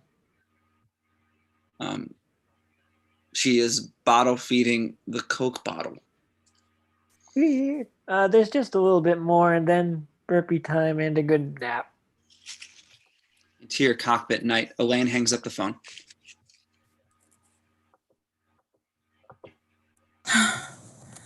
Dr. Rumack says the sick people are getting worse and we're running out of time. Stryker is perspiring. Concentrate. Entrate. You gotta concentrate. He becomes aware of echo. Oh, hello. Echo. Go.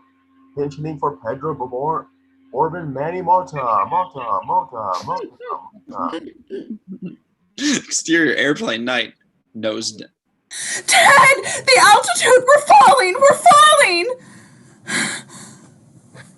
All right, insert gauge indicating dropping altitude. Exterior airplane night. Thunder and lightning. Flying nose down. Interior passenger cabin night. A woman applying makeup smears it all over her face again. Interior dramatic music as Stryker is struggling. Stryker is struggling with the controls. Windshield wipers are moving as though directing music. St. Christopher statue is holding an umbrella. Stryker regains control of the plane. Interior, another cabin area, night. What's going on? You have a right to know the truth. All right. I'm going to level with you. The most important thing now is that you should all be calm because there's no reason to panic. Rumac's nose starts to get bigger. Now, it is true that one of the flight crew has been taken ill, slightly ill. His nose is Pinocchioing. But the other 2 pilots are just fine, and at the controllers flying the plane. Rumac's nose is a foot long. The weather in Chicago is clear as a bell, and there's no reason that we won't land on schedule. Angle, passengers listening. His nose grows through the frame. Safe and sound and free to pursue a life of religious fulfillment. Oh my. Interior, cockpit, night. Chicago. Oh, sorry.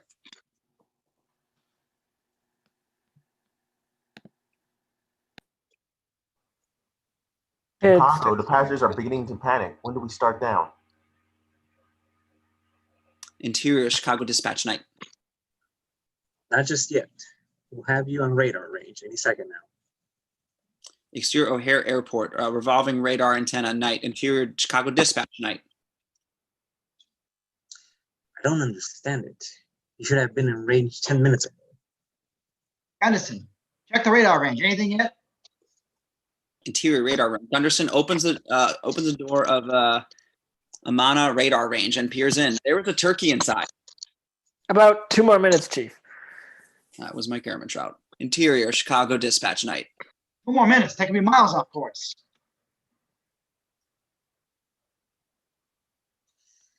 That's impossible. There are instruments. Interior, cockpit, night. Elaine, Randy, Rumac, and Stryker are playing trumpet, clarinet, saxophone, and bass fiddle in Benny Goodman swing band style. Interior, Chicago dispatch, night. This is going to be a real sweat. Anderson, let me know when you get anything. I can't take much more of this. Johnny, how about some more coffee? No thanks. Looks like I picked the wrong week to get amphetamines. He pops a couple pills. 15 reporters, cameramen, etc. enter with air control number 1. Steve, these reporters won't leave without a statement.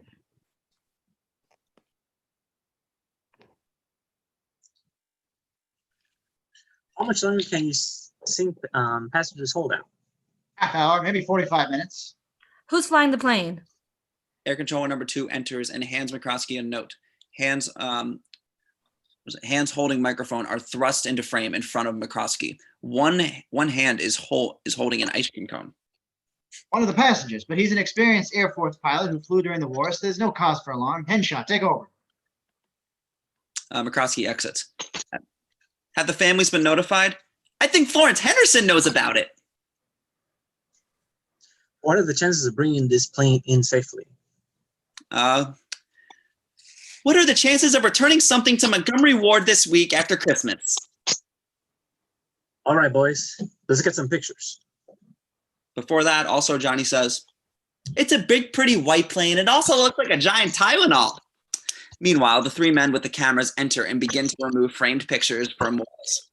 Newspapers coming off press superimpose classic montage of series of spinning newspapers. Camera zooms in to as each stops spinning so we can read the headlines. Headlines are Chicago Times, disaster looms for airline passengers. New York Tribune, Chicago prepares for crash landing. National Enquirer, boy trapped in refrigerator eats his own foot. Camera zooms in to spinning television set. Stricken airliner approaches Chicago. Dissolve to Arab news set, Arab newscast. Dissolve to Japanese news set, Japanese newscast. Dissolve to African TV newscast. Newscaster is an African in native dress with a bone in his nose. There is a graphic of an airplane behind him as he is beating a hollow log with sticks. The camera angle changes as he switches to look into the new camera and continues beating. Dissolve to CBS 60 Minutes point counterpoint set. They brought their tickets. They knew they were getting into. I say let them crash. Let them crash. Let them crash. Dissolve to exterior City Street night, stock, screaming fire trucks, police cars, and ambulances. Exterior airplane night, more lightning and thunder. Interior cockpit night.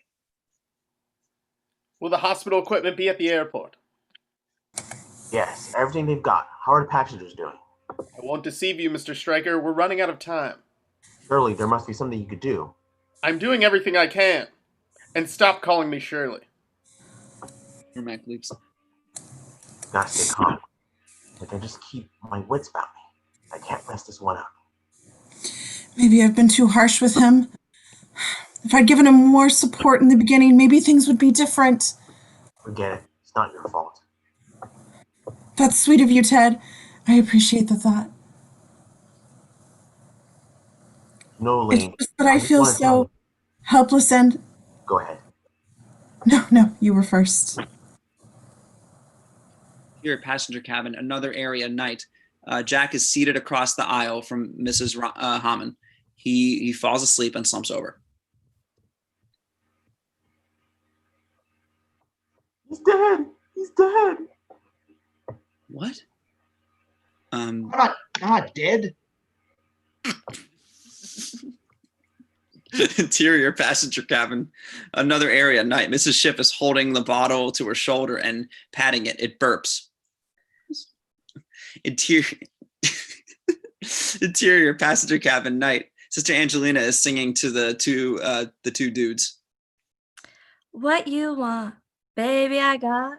What you need, you know I got it. All I'm asking is for a little respect when I come home. Sucks that they puked during that scene. Anyway, interior, the passenger cabin steward, Clove Knight. Rumac pours a cup of water. Randy begins to weep. Randy, are you all right? Dr. Rumac, I'm scared. I've never been so scared. Besides, I'm 26 and not married. Randy, we're gonna make it. You gotta believe that. Mrs. Hammond enters a Clove. Lorson, do you have any idea when we'll be landing? It'll be pretty soon. How are you bearing up? Well, to be honest, I'm very scared. At least I've got a husband. Exterior airport night, revolving radar antenna. Interior Chicago Weather Center, close-up of typewriter. Camera pulls out to reveal dispatcher typing message.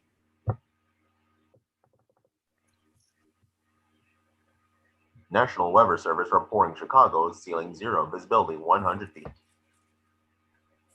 With great care, the dispatcher turns the knob on the carriage until the paper comes out clean. Relishing his victory, he talks in a Donald Duck voice. Boy, oh boy. As he starts toward the door, the room caves in on him. Sorry. Interior Chicago dispatch night. McCroskey and Kramer are at a water cooler. McCroskey is filling up while Kramer drinks. Rex have decided the best thing to do is to foam the runway. Let him do a wheels up landing. It'd be a lot simpler. Kramer throws cup into wastebasket. McCroskey drinks. No, that risk of fire is too great. If she starts burning, you write off all those people who can get out of there in their own power. McCroskey throws cup into a wastebasket. Kramer drinks. Well, that's better than writing them all off. Are you going to play God with 138 lives? Kramer throws cup into wastebasket as McCroskey drinks. No, belly landing isn't all that simple. It takes a good pilot to keep up from smearing himself all over the runway. McCroskey throws cup into wastebasket as Kramer drinks. If Stryker has the guts to try this, he deserves the best shot we can give him. We've got to foam that runway. Kramer throws cup into wastebasket as McCroskey drinks. His only shot with the wheels down. I've seen foam tear up a man's gut out. McCroskey throws cup into wastebasket. Kramer throws cup into wastebasket. And if Stryker goes to pieces? That's a risk we'll just have to take. Kramer throws cup into wastebasket. McCroskey throws cup into wastebasket. They burp. Interior cockpit night. Stryker is looking at controls. Lightning is flashing on his face. Insert altimeter. Superimpose fighter plane. Then stock footage of early experimental planes crashing.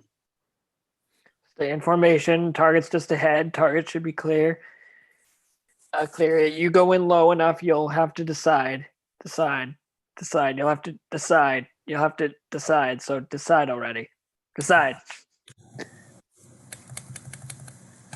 Interior cockpit night. Sudden dramatic music. The cockpit shakes. Engine number 3 is flaming out.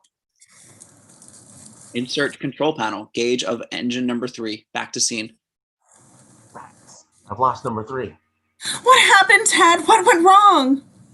Oil pressure. I forgot to check the oil pressure. When Kramer hears about this, the shit's gonna hit the fan. Oh my god.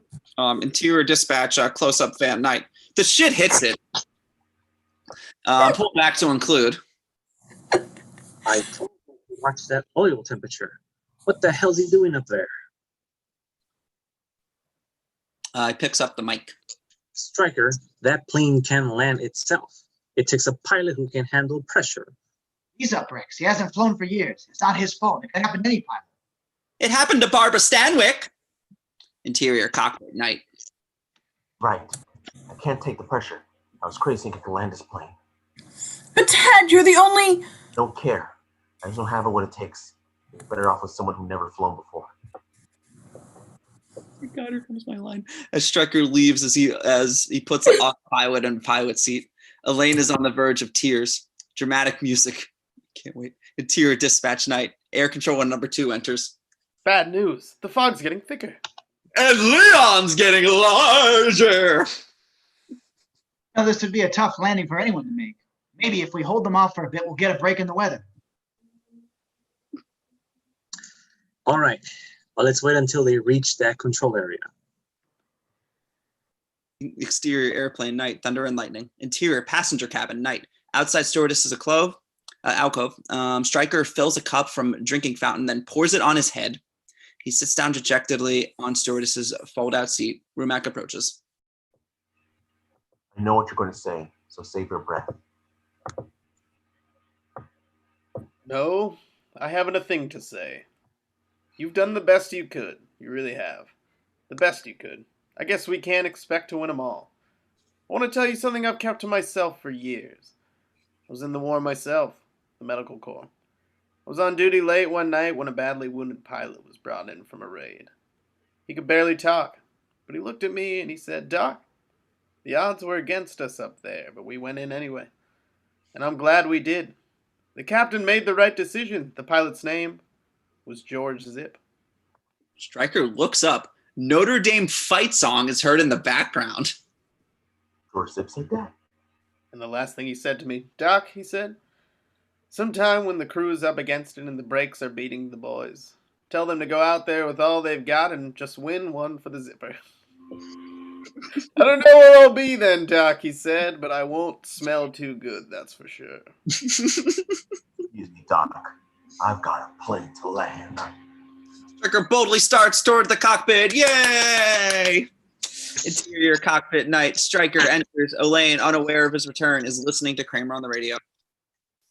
All right. You better stay up there for a bit. As soon as the fog lifts, we'll bring you in. I'll take it, Elaine. She turns to face him. A dramatic moment. Stryker enters the pilot seat and takes the mic from Elaine's hand. Listen to me, Kramer.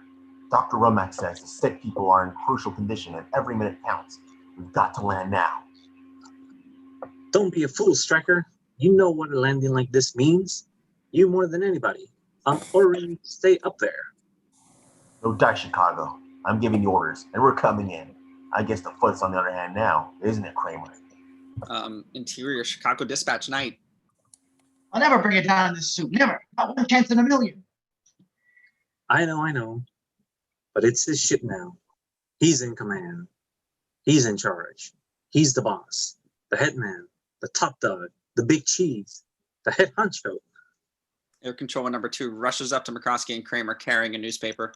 "Chief, look at this." Passengers starting to die. Airline negligence. He hands the paper to me. There's a sale at Penny's! McCroskey grabs the paper from Johnny. All right. I'll need 3 men up in the tower. You, Newbar. You, Macias. Me, John, big tree. He puts his ear to the ground. Oh, God, it's here. Wagon train comes 3, maybe 4 a day away. Stand by, Striker. Going to the tower. And good luck. What was Going to that? the tower. Oh, here we go. The tower! Oh, Rapunzel! Rapunzel! Exterior airplane night. Thunder and lightning. Interior passenger cabin night. Randy is talking to passengers, demonstrating.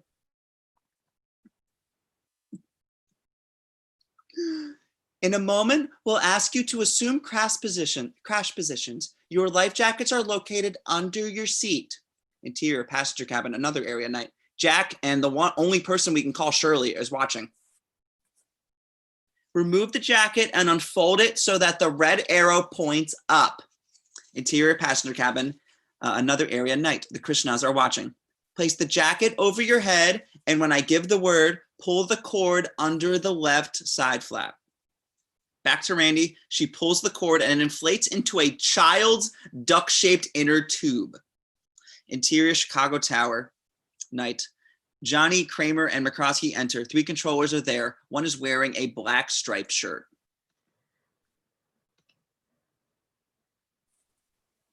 We're all ready, sir. As he makes introductions, they shake hands. Oh my God. Captain McCroskey, this is Captain Roberts, Captain Kramer. This is Captain Colissimo, Captain Hinshaw, Captain Gatz, Captain Kramer, Captain Gatz, Captain Hinshaw, Captain Roberts. All right, Colissimo, you work the relay. Roberts, double check all air traffic within 5 miles. Roberts is scratching his ear. And get that finger out of your ear. You don't know where that finger's been. Kurtzen, Yes, Captain. did you decide on the runway yet?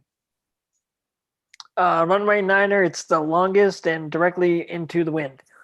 The foliage looks so pretty this time of year. Henderson exits. Striker, you're going to have to work fast. After this message, do not acknowledge any transmission unless you want to ask a question. Do you understand? Striker, do you read me? Interior tower, different angle, night. Mrs. Over enters. Steve, Linda, your husband and the others are alive, but unconscious. Just like Gerald Ford. And there's a chance we can save them if Stryker can get this plane down on time. that isn't much of a chance, is it? Where did you get that dress? It's awful. It's an eyesore and that beige. Interior radar room night. Gunderson and an assistant are seated in front of the radar screens. One of them is a video anti-aircraft game. 8 miles, turn right to heading 089er. Interior tower night. You are now 8 miles from the airport. Turn right to the heading of 089er. Throttle back slightly and begin to lose altitude to 1,500 feet. We're now at 1,200 feet, leveling off.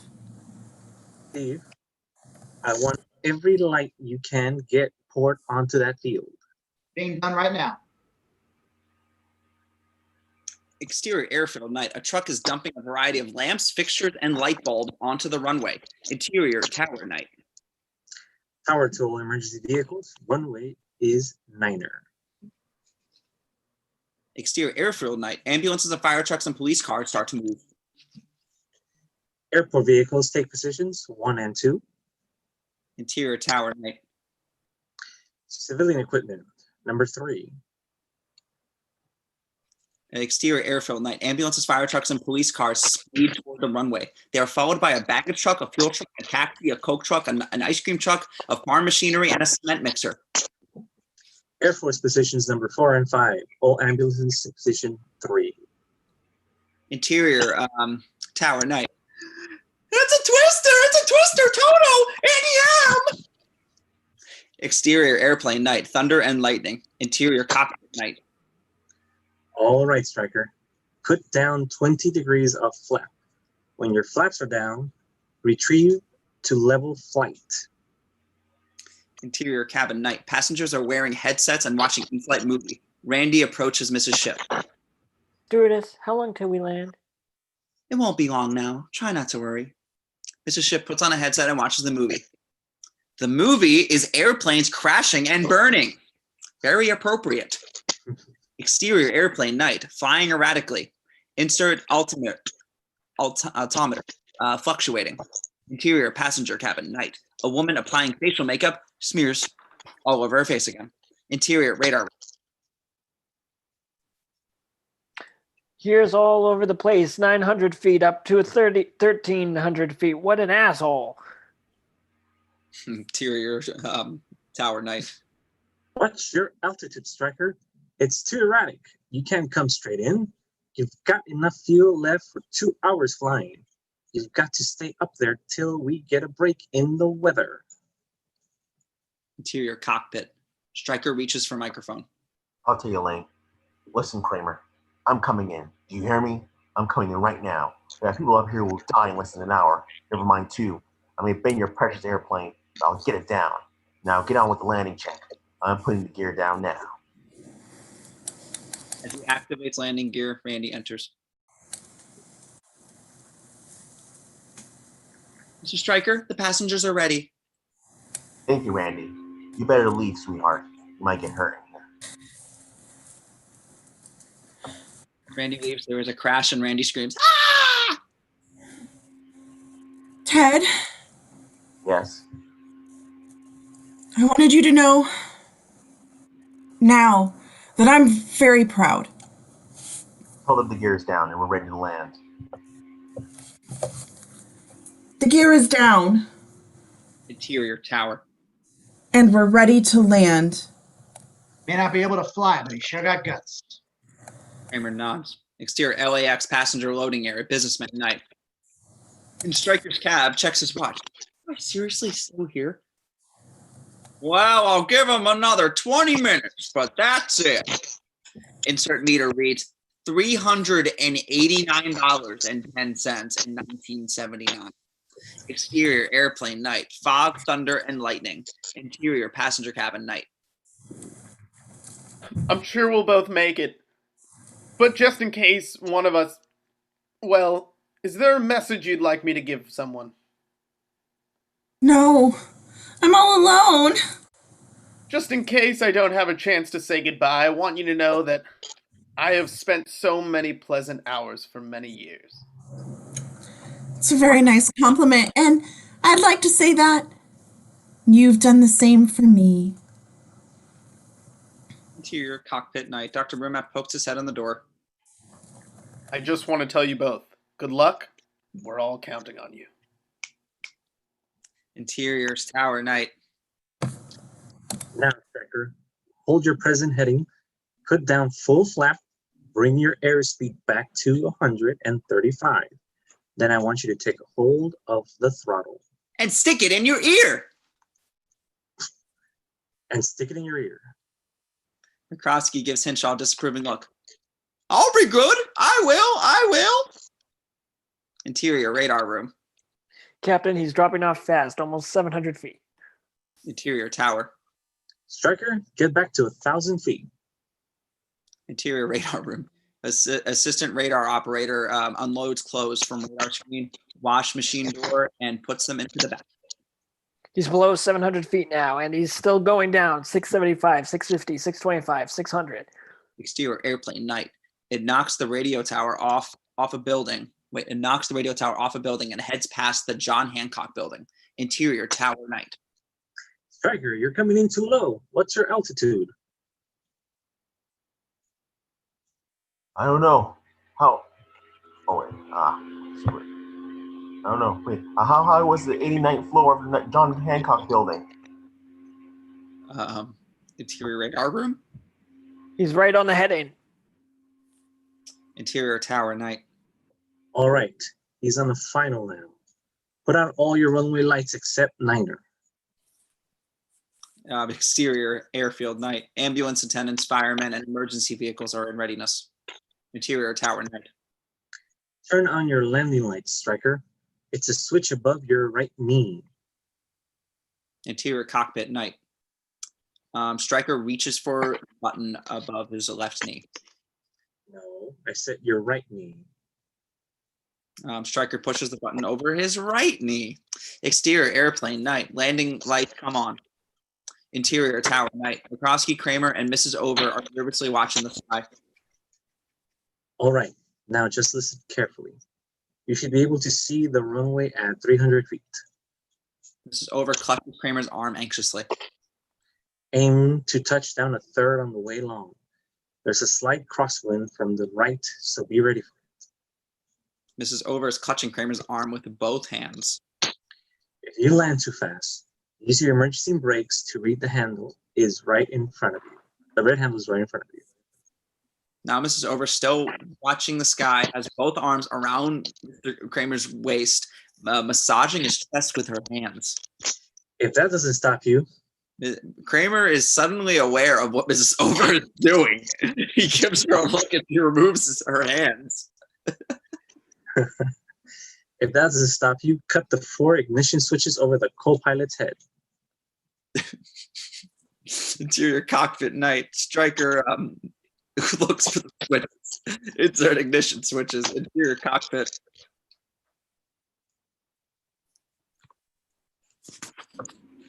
Oh, see them, Elaine? Uh-huh. Interior tower night. You see us now. You should be able to see the field now. Exterior airplane through the cockpit window night. Stryker and Elaine are searching for the airfield. Interior tower night. Kramer and Makrovsky are tensely trying to spot the plane. Mrs. Over is watching carefully. Exterior airfield night. Searchlights can't scan the field. Exterior tower night. Revolving beacon searches. Interior tower night. Sure is quiet out there. Yeah, too quiet. Like I picked the wrong week to quit sniffing glue. He pulls a tube of airplane glue from his shirt pocket and snips. Exterior airplane through the cockpit window night. Stryker and Elaine are searching for airfield. Interior tower night. Kramer and Mrs. Over are anxiously watching the sky. McCroskey is glazed like that. There he is. Stryker, you're coming in too fast. No, I know. He knows! He knows! Wow.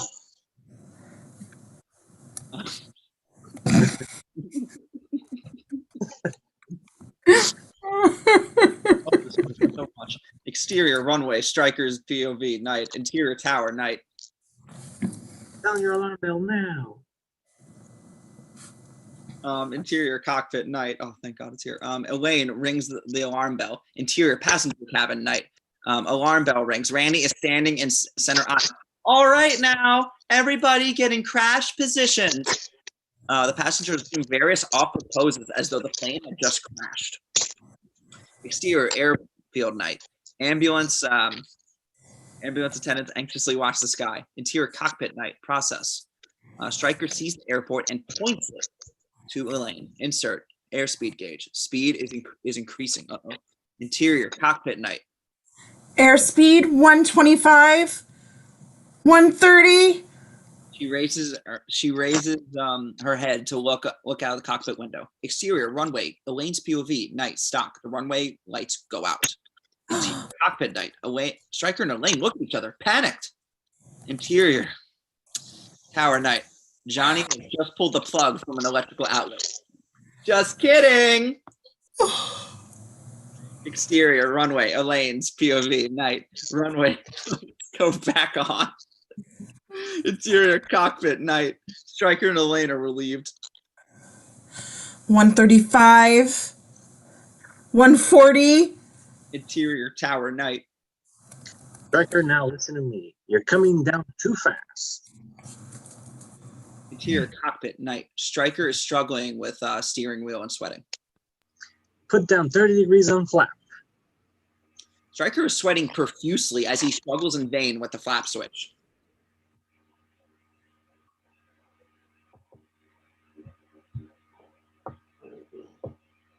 I know.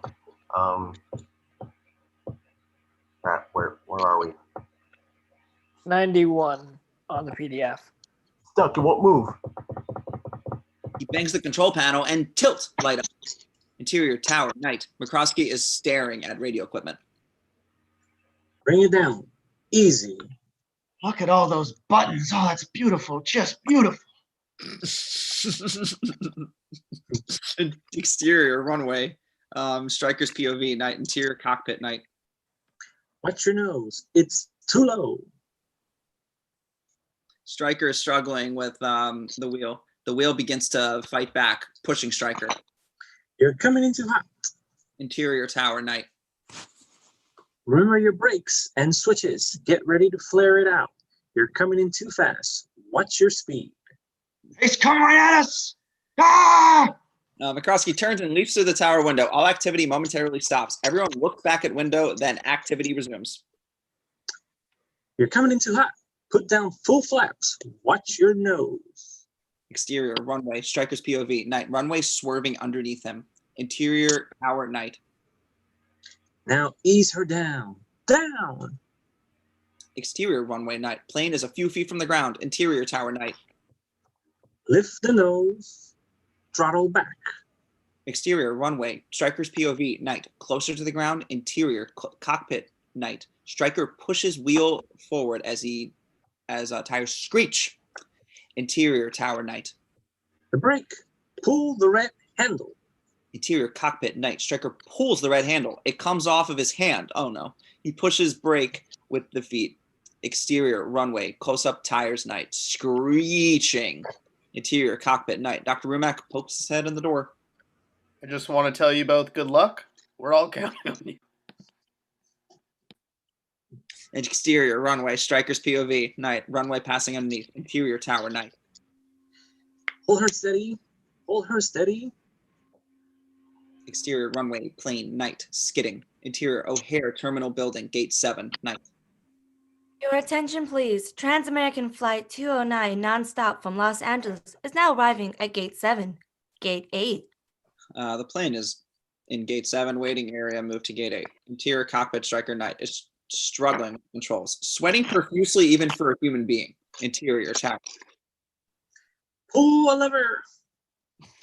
Wrong lever! Couldn't resist. Exterior runway, plane, night, skidding. Interior cockpit, Striker, night, is struggling with controls. Water is gushing down his face ridiculously. I mean, seriously. Interior O'Hare. Gate 13, night. 209 arriving Gate 13. Gate 14. Gate 15. People at Gate 13 moved to Gate 14 and several gates after that. Exterior runway, plane, night, skidding. Interior tower, night. Push a button. Wrong button! Interior cockpit, Striker, night. Striker is struggling with controls. Interior tower, night. You're too low. You're too low. Interior O'Hare Terminal Building, night. Gate 23. Gate 24. Gate 25. People are just running through frame right to left. Exterior runway, night. Ground crewman with red flashlights nonchalantly directs the plane. Suddenly, he realizes the plane is not stopping. He throws his flashlight at the plane and runs off, terrified.